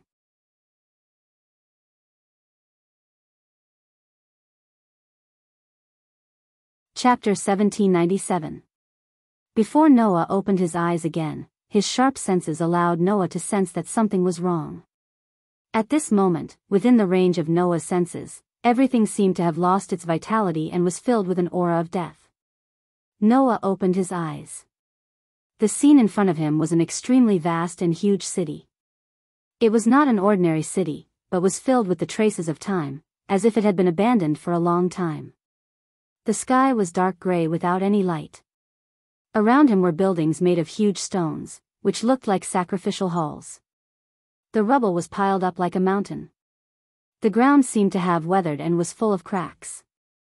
This abandoned city was located in a sea of trees filled with strangely shaped trees, as if it had existed since the birth of the world, and was filled with an ancient aura. However, in that aura, there was not a trace of vitality. In the world of the elemental spirits, elves should be everywhere and exist in all kinds of environments. However, in this abandoned city, Noah did not sense any elves' aura. No wonder this place is called an abandoned city. Even elves have given up living in this place? This was a very inconceivable thing. It should be known that even if it was an abandoned place, logically speaking, there should still be elves. For example, in swamps, elves with poison attributes like to live there. For example, in deserted deserts, elves with fire attributes and a preference for hot and dry environments would also live there. In the world of the elemental spirits, there were so many types of elves that they could be found everywhere. It was absolutely inconceivable that there wasn't a single sprite in existence. However, we can't rule out the possibility that elves that only appear at night live here. Thinking about this, Noah patted his cheeks. Now is not the time for archaeology. Let's start implementing the action plan that we set yesterday. After that, Noah raised his hand high up in the air towards the gloomy sky. A surge of magical power suddenly rose from Noah's body, turning into a gust of wind that swept the surroundings, and raised the sand in the sky. Like a whirlpool, with Noah as the center, it kept spinning. Clang! An extremely complicated and mysterious geometric magic array suddenly rose from Noah's hand and flashed in front of the palm facing the sky, emitting a faint light. The surge of magical power from Noah's body suddenly turned into a stream of air and poured into the magic array. Suddenly, under the infusion of a huge amount of magical power, the complicated and mysterious geometric magic array expanded little by little, and finally expanded to a diameter of tens of meters. "This should be enough, right?" Noah muttered and then suddenly chanted. Cast. The huge magic array that was spinning suddenly came to a halt. In the next moment, a huge beam of light shot up into the sky and shot towards the sky. Amidst the violent tremors in the atmosphere, the dark gray clouds in the sky were dispersed and lit up the entire gloomy abandoned city. During the elven sword dance ritual, Noah did not use the magic cannon except for the unfriendly greeting with the elven envoys of the Purgatory Apostles at the beginning. After all, in the world of the elemental elves, the elven envoys could turn the elven magical equipment and elven magic into pure divine aura to cause mental damage to the opponent and not directly hurt the opponent's body. However, Noah's magic cannon was not in this category. It was not the elven magic cannon, and once it was used, it would only cause physical damage. Therefore, Noah did not use the magic cannon during the elven sword dance ritual. In the finals, the magic cannon would probably not be used, right? However, at this moment, Noah needed to use the magic cannon to do something. That was to point out the direction for his companions. At this moment, the huge magic light beam that shot up into the sky attracted the attention of all the elven envoys that were teleported to the ancient capital. "Is it there?" In front of a dilapidated building, Alice looked at the huge magic light beam that shot up into the sky. She held the elven magical equipment in her hand and rushed in a certain direction. That guy actually managed to accomplish such an exaggerated feat. In an abandoned alley, Claire also rushed in a certain direction with the flame whip in her hand. "Among everyone, I am the weakest. I have to hurry and meet up with my companions."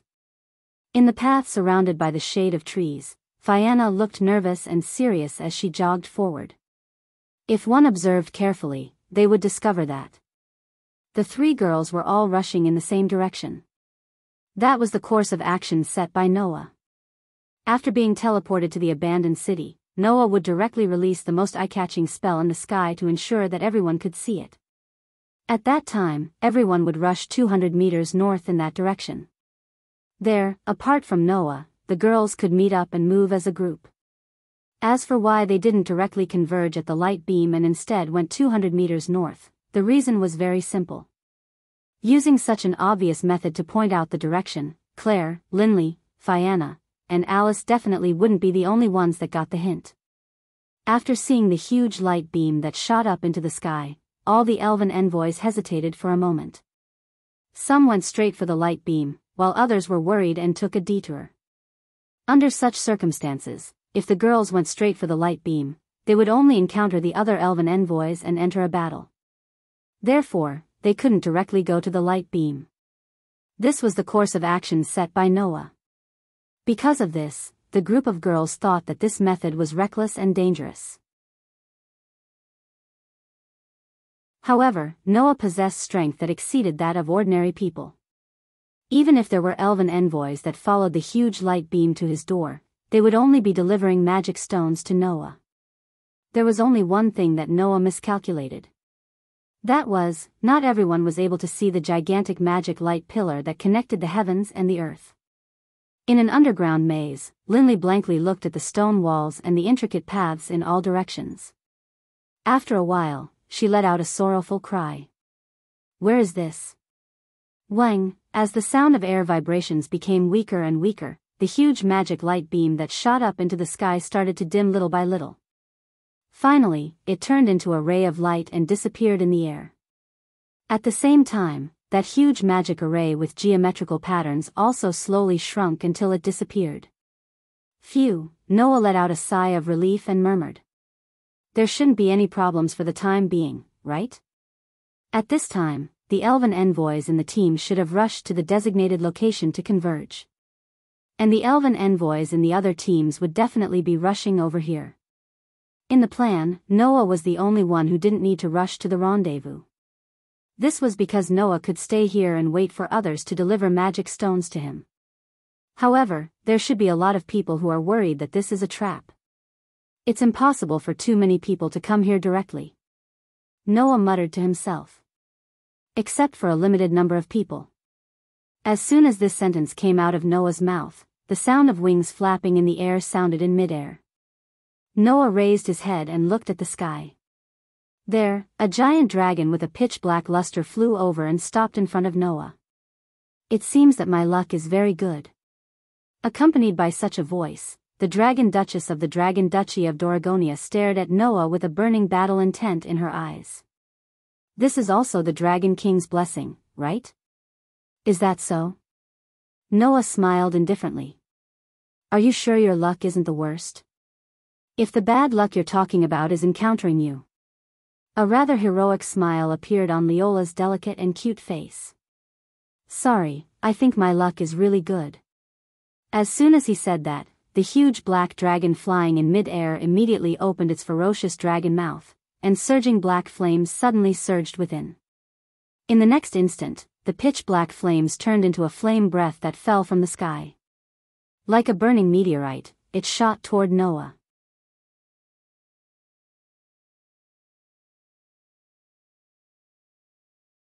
Chapter 1798. Gloomy and cold air pervaded the ancient abandoned capital, covering every corner of the ruins of this former battlefield. In front of a dilapidated wall, Claire scuttled out from the shadows. While vigilant of her surroundings, she began to look around. Everyone's not here yet? She immediately received a response as soon as she finished speaking. No, I'm already here. With such a voice, a gust of wind blew in the air. Alice rode the wind and landed in front of Claire. Alice, why are you only here now? Claire asked in surprise. I thought you would be the first to arrive. Alice was a wind elf and had an advantage in speed. Naturally, she would be the first to arrive.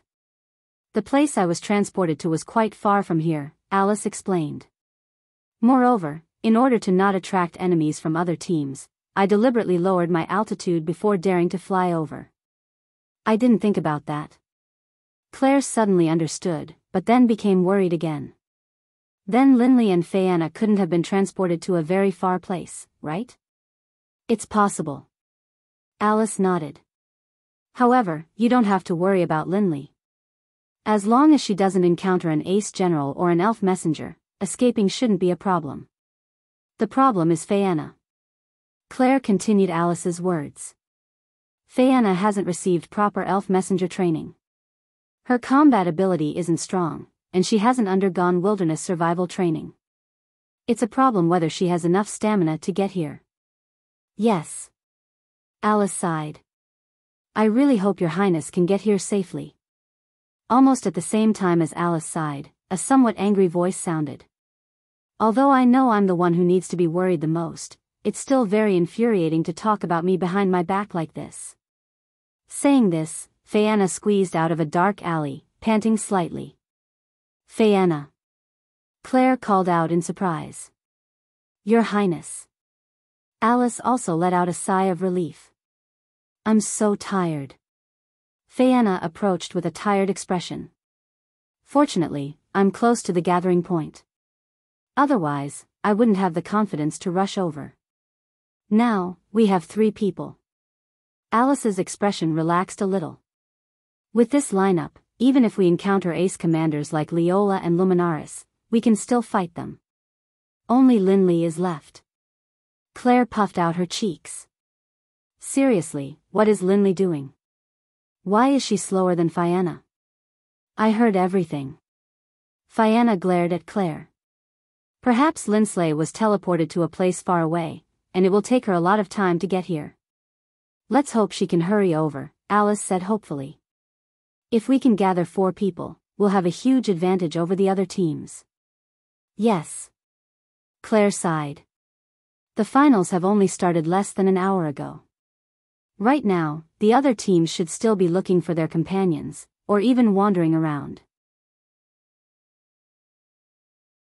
If we can gather 4 people in advance, then other than Liena Subble, no matter who we encounter, we will be able to fight. Unfortunately, Claire didn't know that apart from Lotus, there was also the unfathomable Red Lotus in this Elven Sword Dance Festival. Against Red Lotus, even if Claire's party of 4 gathered, they would still be defeated, right? Let's wait here for Linley. Alice turned her head and looked in a direction. I wonder how Noah is doing. Claire and Fiona also turned their heads and looked in that direction. In Noah's plan of action, he was the only one who could act freely. In other words, Noah's group would split into two and fight for magic stones on their own. If they gathered together, perhaps the safety of Claire, Linsley, Fiona, and Alice's group would be guaranteed, but for the purpose of collecting magic stones, the speed would be much slower. When the other teams were scattered and they gathered together, Noah thought that he would form a team that could deal with any situation. Claire, Linsley, Fiona, and Alice would form a team of 4 and fight for magic stones on their own. That way, they would be faster. However, Noah also left a command. Once you encounter Lotus and Red Lotus, retreat immediately. Don't fight. Dong! The scorching flash shot down from the sky and hit the ground, shattering the fragile ground. It set off an astonishing wind and flames that spread in all directions in an instant. In the gale, Noah was like a weightless leaf, drifting away along with the gale and retreating quickly. In front of him, in the violent gale and flames, a figure rushed out like a bullet with a sharp sound breaking through the air. The pitch-black sword in her hand was like a deadly sickle, cutting through the air and sweeping toward Noah. Noah's figure suddenly stopped. He took a step and moved to the side, dodging abruptly. Bang! The pitch-black greatsword that brushed past Noah's body immediately landed on the ground. It was like a heavy warhammer, directly shattering the ground, causing gravel to splatter in all directions. The air was shaken because of it. That scene was like a small-scale earthquake. It was shocking. Noah, who had dodged that shocking blow, looked at Leola, who had raised her sword again, and said helplessly, "What kind of strange strength is this?" To put it bluntly, Leola's physical strength had completely surpassed Noah's and was even comparable to Noah's when his ability value reached LV3. With Noah's current physical strength, it was possible for him to vomit blood and be seriously injured after being hit by such power, right? In response, Leola just said matter-of-factly, "Elven magic of the dragon attribute is the strongest among all elven magic in terms of strengthening one's body. Furthermore, I possess the dragon blood physique, so it's not strange for me to receive additional bonuses when using elven magic of the dragon attribute." After saying that, Leola looked straight at Noah and pointed at Noah with the elven device in her hand. "You should also activate the elven device, right? Or do you think I'm not qualified for you to use the elven device?" To be honest, with Leola's strength, Noah could indeed defeat her without even using the elven device. Compared to Lotus, who had the power of the Elven King, Leola was still a human even though she was the trump card of a country. Even if Noah only relied on strengthening magic spells or a few magic cannons, he could still defeat Leola easily. However, if he didn't use the elven device, Noah's attack would directly hurt Leola's body and could cause her to be seriously injured or even killed. Therefore, the endless mana flowing in Noah's body suddenly transformed into divine might energy. Clang! In a dazzling flash, the silver holy sword appeared in Noah's hand like a dazzling aurora. At the same time, a huge amount of divine might energy also rose from Noah's body and turned into a substantial pressure that attacked the surroundings. Leola only felt a terrifying pressure suddenly pressing down on her body, making her body seem to have become much heavier. Her slender shoulders sank fiercely. This pressure. Leola's breathing stopped slightly, but her gaze towards Noah became more and more scorching. "You're really strong," Noah spoke softly as if he didn't feel Leola's scorching gaze. "Just like you, I'll also introduce my elven device to you. However, I don't think you've never heard of the Demon Slayer before, right?" What? Leola's expression changed. "That's the holy sword used by the Saintess of Salvation?" "That's right." Noah raised the holy sword in his hand and pointed it at Leola. "The sword in my hand is the holy sword that killed the Demon King." Leola stared at the elven device in Noah's hand and smiled after hearing that. Very good, very good. Now it's worth fighting with all my strength." However, at this moment, something strange happened.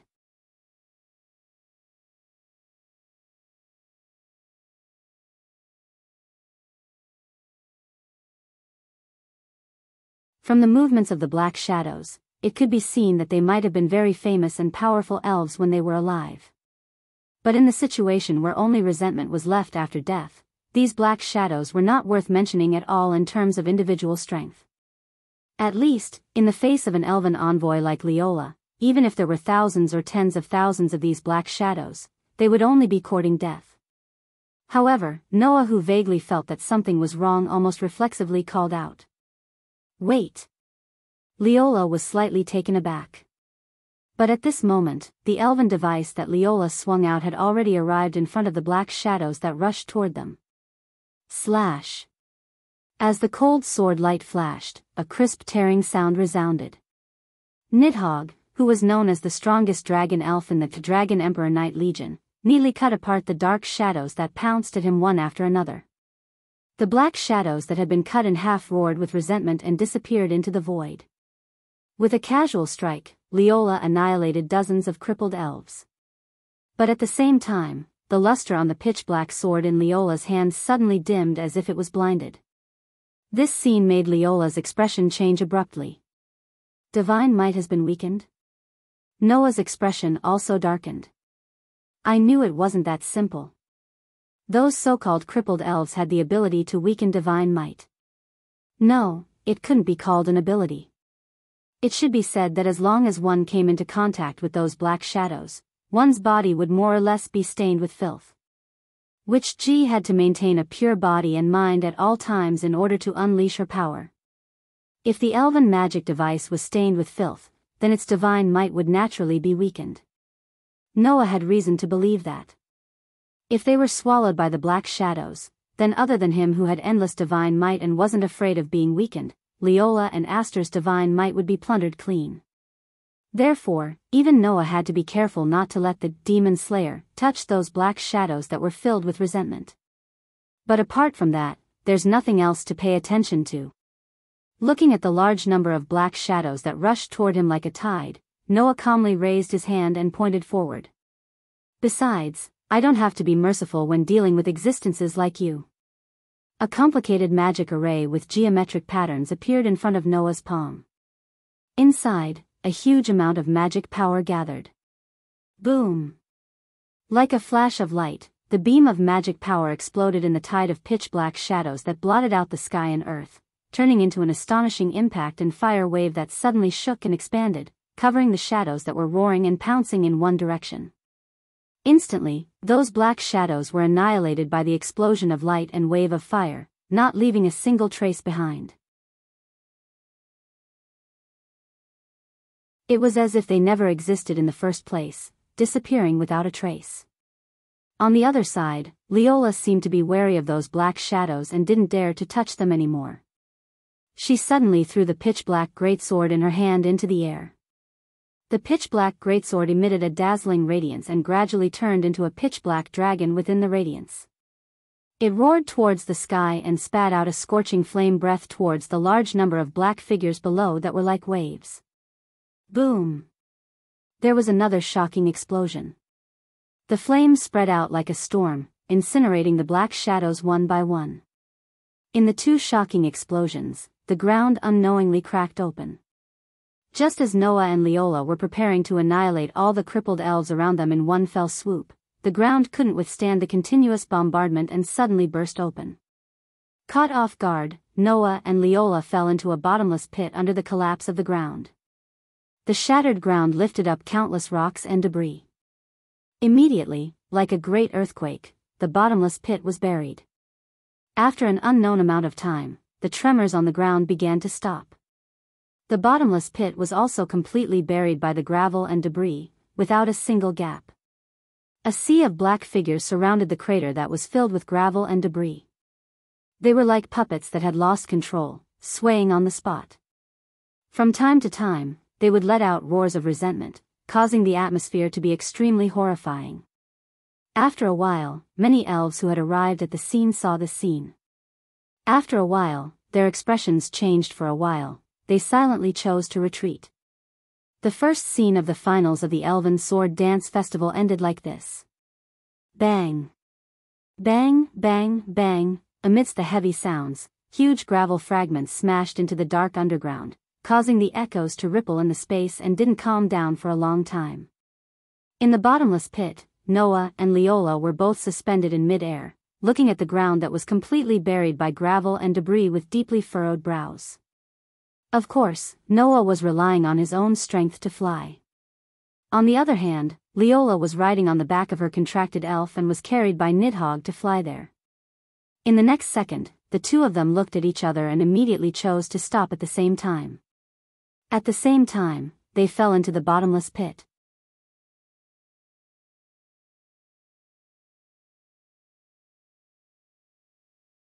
Chapter 1800. Wang. As soon as Leola landed on the ground, Nidhogg shuddered and turned into light particles, disappearing on the spot.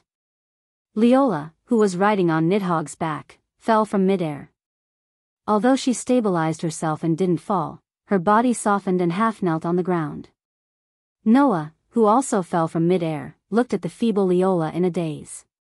"What happened to you?" "I'm fine," Leola panted and spoke weakly. "It's just that my divine power was slightly depleted." Too much divine power was lost? Noah understood. Was it taken away by those useless elves? Although it was only for a short moment, I was indeed touched by many useless elves. Leola nodded. Now, there should be less than 1% of the divine power left in my body, right? Less than 1% of the divine power left? Leola was only touched for a short moment and those useless elves took away so much of her divine power? It seemed that those useless elves were considered a threat to ordinary elven users. "I can't believe you dared to admit your current condition so openly." Noah glanced at Leola. "Aren't you afraid that I will attack you now and take away your magic stones? Anyway, I'm almost powerless now. Even if I hide it from you, it won't take long for you to see through it, right?" Leola said without looking up. "If that's the case, it doesn't matter if I hide it or not." Leola turned her gaze to Noah and stared straight into Noah's eyes. "Besides, I don't think you will attack me in your current condition." "Oh?" Noah raised a brow. "Why do you think so?" "Simple," Leola said calmly. "Because you didn't think I was a strong opponent that you needed to deal with all your strength from the start, right? Should I say, as expected of the trump card of the Dragon Duchy of Dalagunia? Even if she was loyal to her fighting instincts, it didn't mean she was a fool." This Duke Long had already seen through Noah's thoughts. "In your heart, your true opponent should only be the strongest sword dancer, Renasubble," Leola said softly. "Am I right?"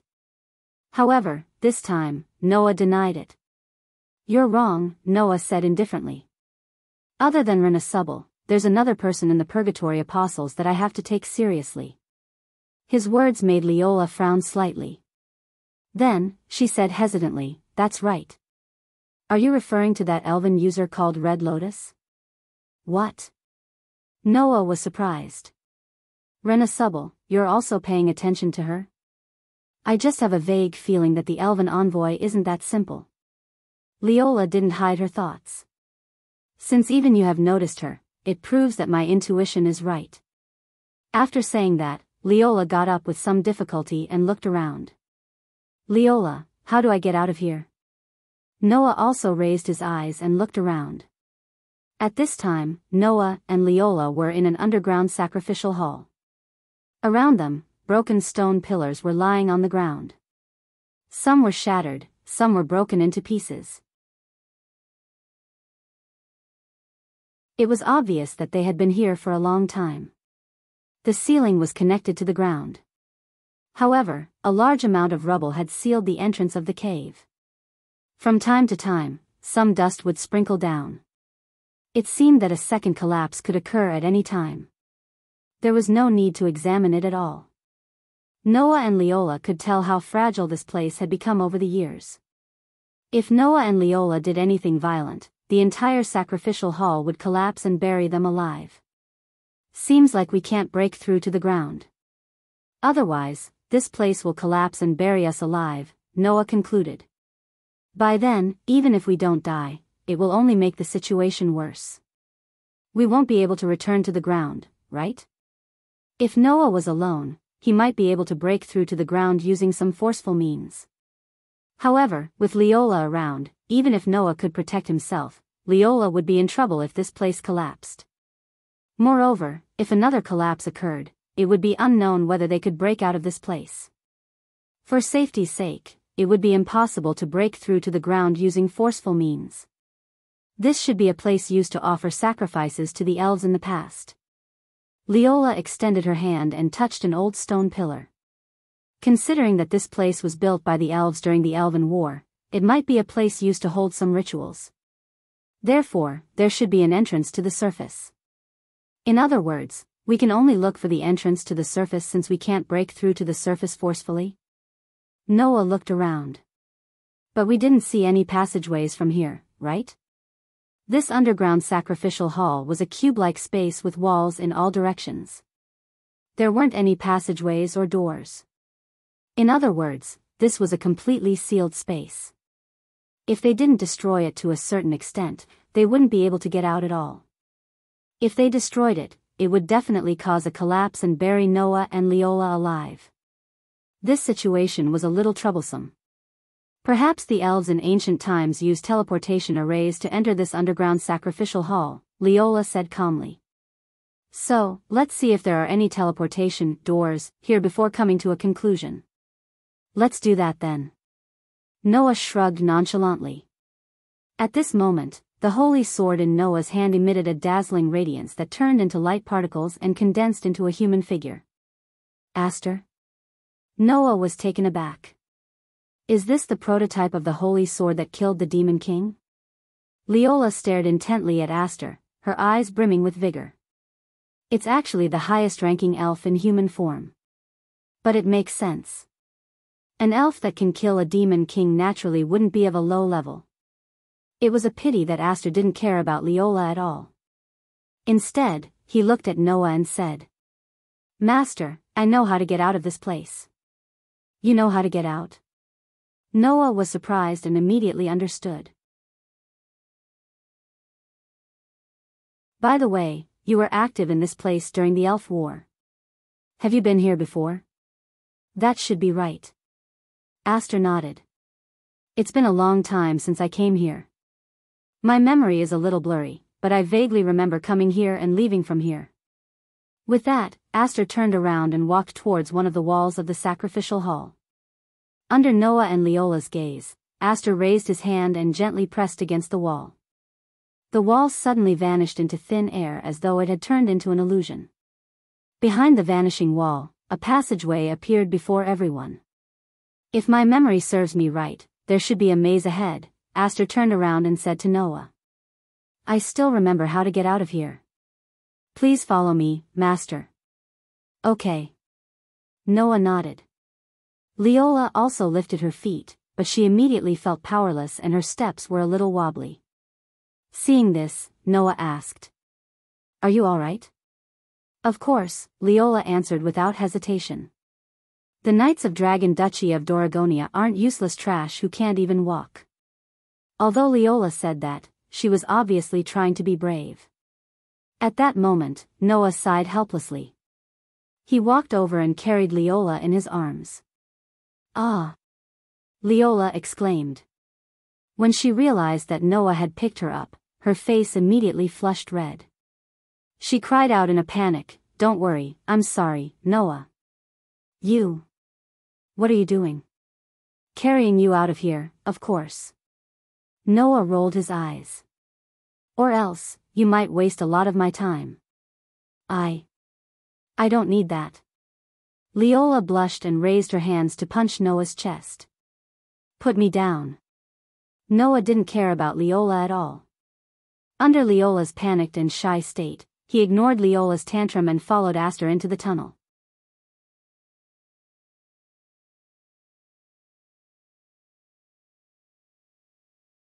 Chapter 1801.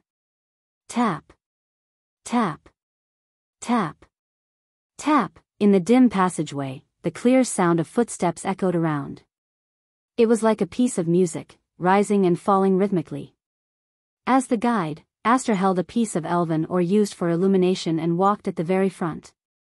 Noah, on the other hand, carried Leola and followed behind Aster, walking forward as well. Leola seemed to have stopped making a ruckus, but her pretty face was red as she curled up in Noah's arms. She muttered in disbelief as if she felt humiliated. I didn't expect that one day, I would be taken care of by my opponent, and it's a man. Is there something wrong with your sentence? Noah was speechless. It's because he's a man that he should take care of a woman, right? Are there no gentlemanly men in the Dragon Duchy of Doragonia? How would I know? Leola glared at Noah in embarrassment. Her face was still red. I've never been so close to a man before. Well, you're a Magus maiden who has to maintain a pure body and mind. I can understand that, Noah said hesitantly. But I'm worried about you Magus maidens when you get married in the future. Then, that kind of thing. Leola didn't seem to have thought about this question. After a moment of silence, she said so. Of course it'll be arranged by the country, right? Yeah. Noah narrowed his eyes. So, if I really go to the Dragon Duchy of Doragonia, you'll really marry me? Marry? Leola's mind started to wander. Her face was so red that it looked like it was boiling. Under the shame and anger, Leola struggled and kicked up a fuss again. She even started to speak incoherently. Who wants to marry a man? You're not going to marry a man?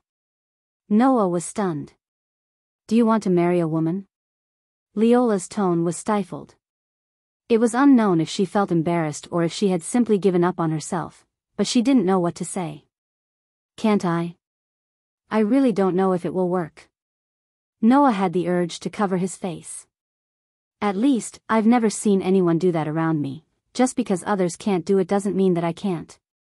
She then realized that her words were too fake, and her face turned redder and redder. In short, put me down first. Fine. Noah rolled his eyes. You should have recovered some of your divine might. At the very least, you should have no problem walking, right? After saying that, Noah put Leola down. The moment her heels touched the ground, Leola immediately jumped away and distanced herself from Noah. She clutched her heart and panted heavily. My heart is beating so fast. Is this what happens when you get too close to a man? Noah waved his hand as though he didn't hear Leola's grumbling. He continued walking forward as he waved his hand. All right, hurry up and keep up. Don't blame me if you lose me. Ugh. Leola frowned. I feel like I can't let it go. Undoubtedly, I'm here to have a showdown with you. Despite saying that, Leola still obediently followed behind Noah and Aster. As the princess of the Dragon Dukedom of Drago Laguna, it wasn't that Leola didn't have any self-respect. However, her self-respect wasn't so strong that she felt that it was shameful to work together with her enemy. Leola only wanted to have a showdown with Noah when she was in perfect condition. Therefore, Leola wouldn't reject Noah's help because of her pride. At this moment, Aster, who was leading the way, suddenly stopped in his tracks. Noah and Leola also stopped and looked at Aster in confusion. In the next second, Noah's expression changed. He understood why Aster suddenly stopped. It was because there was a faint sound of footsteps in front of them. Leola seemed to have heard the footsteps as well, and her expression became serious. Woof! In front of them, a sound like a dog barking was heard. Noah's sharp senses allowed him to detect a familiar presence. Almost at the same time, in front of them, a voice full of caution and nervousness entered the ears of Noah, Aster, and Leola. Who's the person in front? Noah and Leola could feel that the owner of the voice seemed to have started to gather divine might energy. Therefore, Leola immediately put up her guard. Noah, on the other hand, quickly spoke. Is it you? Linsley? Amidst the surprised voice, the gathering divine might energy suddenly stopped. Immediately, in front of them in the dark tunnel, the sound of quick footsteps could be heard. Not long after, a girl with luxurious light golden hair that reached her waist and a white wolf beside her ran over.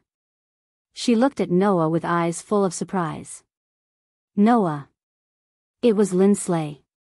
The white wolf was Lindsley's contracted spirit, the magical ice spirit Fenrir. The barking sound just now was made by Fenrir. It's really you, Lindsley. Noah was very surprised. Why are you here? I want to know too. Lindsley ran over with a face full of tears. When the competition started and I opened my eyes, I was already here. This is a maze. Not only can I not get out, but I can't even see the signal you sent. There's no way to carry out the plan you set. From Lindsley's teary look, it could be seen that this girl was very anxious to get out after being teleported here. Even Fenrir whimpered in front of Aster as if it had been wronged. Aster, who was more or less indifferent to other humans, was not so repulsed by elves. He directly reached out and patted Fenrir's head, making Fenrir let out a sound of comfort. Undoubtedly, it was an alpha wolf, but it acted like a dog. Even the sound just now sounded like a dog barking. It really made people speechless. Meeting a companion in an unexpected place made Noah's heart heave a sigh of relief. If he had not accidentally barged into this place, it was likely that Lindsley would have been wandering in this underground maze until the end of the competition. Only Leola calmly analyzed the situation in front of her. To be able to meet a companion in this situation, it seems like luck is on your side. Lindsley only noticed Leola's presence when she spoke. Looking at Leola, who was following behind Noah, Lindley cried out in surprise. Why would the Dragon Duchess of Dragon Dukedom of Dragonia appear here? Since you and Noah Dole can appear here, why can't I appear here? Leola frowned. Besides, the chances of meeting each other in a place like this are extremely low to begin with. You should be asking why Noah Dole is here, right? That kind of thing, there will be plenty of time to ask in the future. Lindsley looked at Noah and Leola suspiciously. What should be more surprising is why the two of you are moving together, right? It's a long story. Noah sighed. I can only say that man proposes but God disposes. It's one thing to fall into this underground maze, but I didn't think that even you would be transported here. I wonder if Claire, Lindley, and Alice would also be transported to a place where we can't see the signal. What a mistake. To me, this situation is also a miscalculation. Leola said regretfully. Originally, I should be having an intense sword dance with you. Is this the so-called, the road to happiness is strewn with setbacks? Looking at Leola's regretful expression, Lindsley puffed up her cheeks and combed her hair, speaking in a dignified manner. Although I don't know what is going on, Your Excellency Duke Long, let me make it clear to you first. Noah is my roommate and companion, you are not allowed to have any ideas about him. Oh. You can't pretend you didn't hear that. Leola's gaze towards Lindsley became sharp. In other words, if I want to fulfill my wish, I have to go through you first, right? Wish? Lindsley was startled and immediately said. In any case, I won't allow you to take away what belongs to me. Interesting. Leola smiled coldly. I accept your challenge, Ice Spirit Envoy. Immediately, Lindsley and Leola looked at each other with intense sparks bursting out of their eyes. Noah really wanted to tell these two girls. Their conversation was not even on the same channel.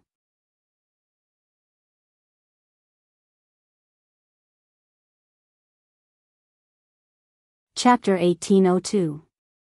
In this tense atmosphere, Lindsley and Leola did not really fight in the end. Leola's god's might was still recovering, so she wasn't in her best condition. If she fought Lindley in this condition, it would be very difficult. If she didn't pay a price, she wouldn't be able to win, so she gave up. Lindsley, on the other hand, gave up on her hostility when she knew that Leola was not fully recovered. I am a noble, Lindsley said matter-of-factly. Making a move in this situation is simply taking advantage of the situation. As a noble, doing such a thing will only lower your status. That sounded like something Lindsley would say. Regarding this, Leola felt both agreement and non-committal. The Elven Sword Dance Festival is not a simple sacrificial ceremony. There are countless countries that want to win by hook or by crook. If you don't make a move against me when I am at my weakest, perhaps you will not be able to find a chance to defeat me easily in the future. I never thought of winning easily. Lindsley looked straight at Leola, her eyes unusually firm. I came to the Elven Sword Dance Festival with the determination to win even if I am covered in wounds. Is that so? Leola asked, puzzled. Then, if you want to get rid of me now, it should be the wisest thing to do, right? That matter is not the same as this matter, Lindsley pursed her lips and said softly.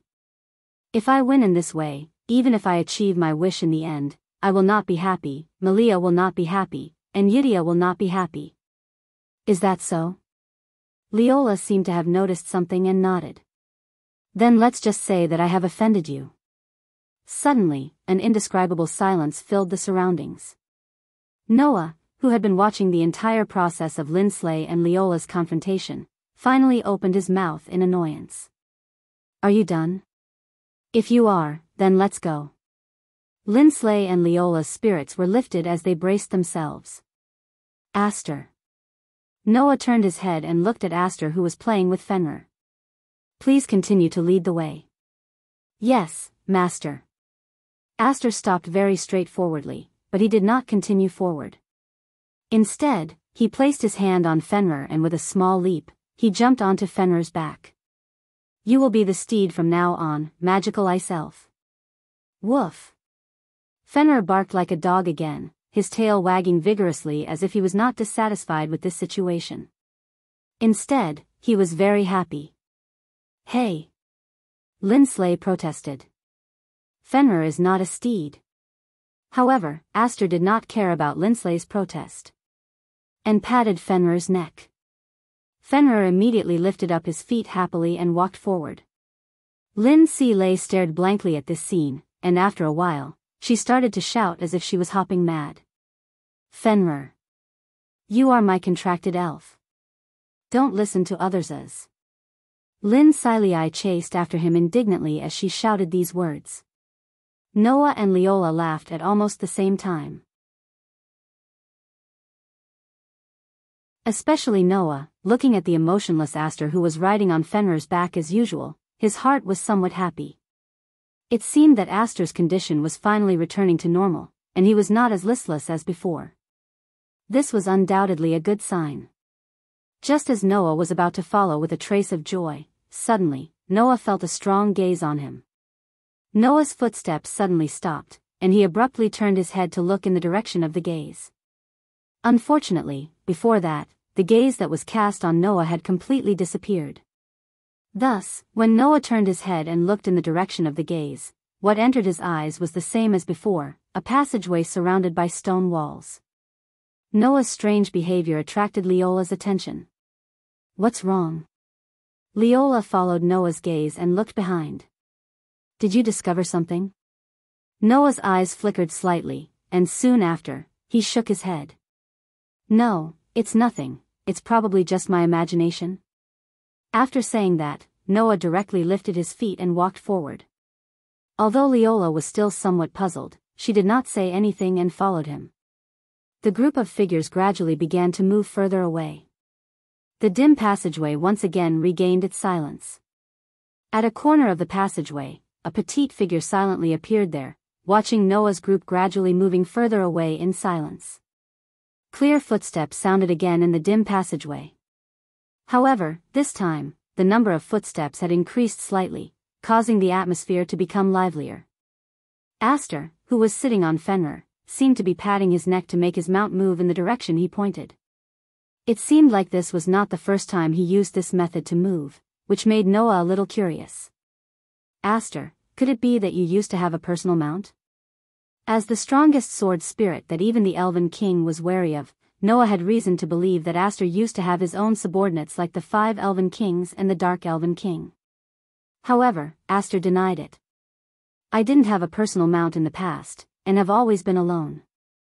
I didn't even join any of the factions between the 5 Elven Kings and the Dark Elven King.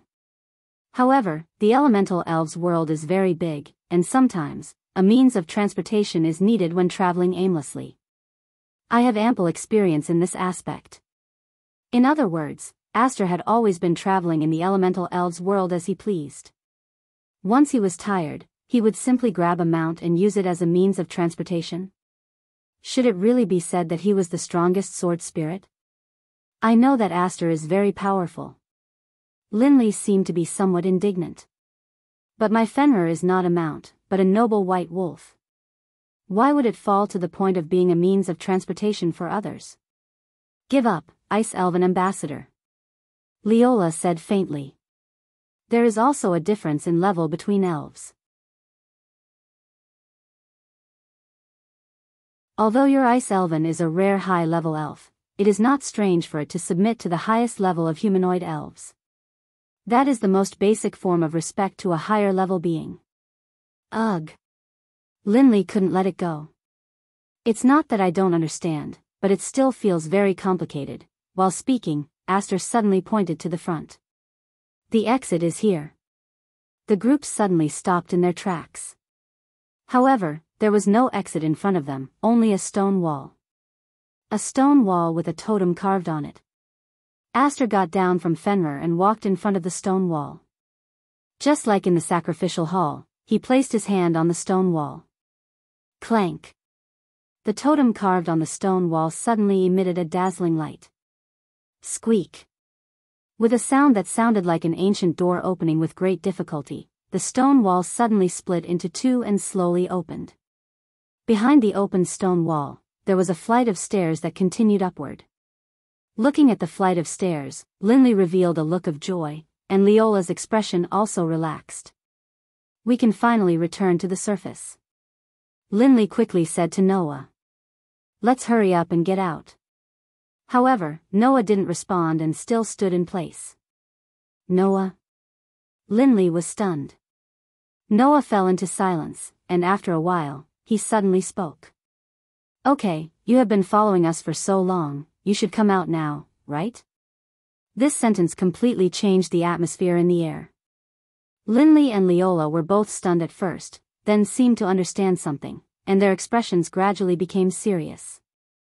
In front, Aster also turned his head and looked in a direction. Even Fenrir seemed to have sensed something as it bared its fangs at the dim passageway. Under such circumstances, Noah slowly turned around and looked forward. What? You don't plan to come out? Do you want me to ask you to come out? Everyone suddenly went silent. Everyone silently looked forward, and their bodies began to emit some divine aura. In the next second, a young voice suddenly sounded. Sure enough, we were discovered. Accompanied by such a voice, a petite figure walked out from the dark passage ahead.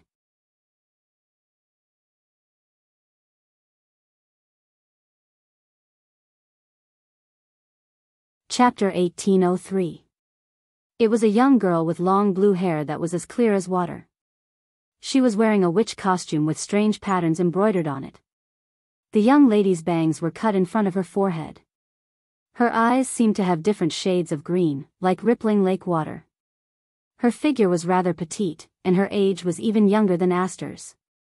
However, there was an indescribable cuteness about her. Looking at the petite girl slowly walking out from the dim passageway, everyone was stunned. Because no one thought that the person hiding in the side would be such a young girl.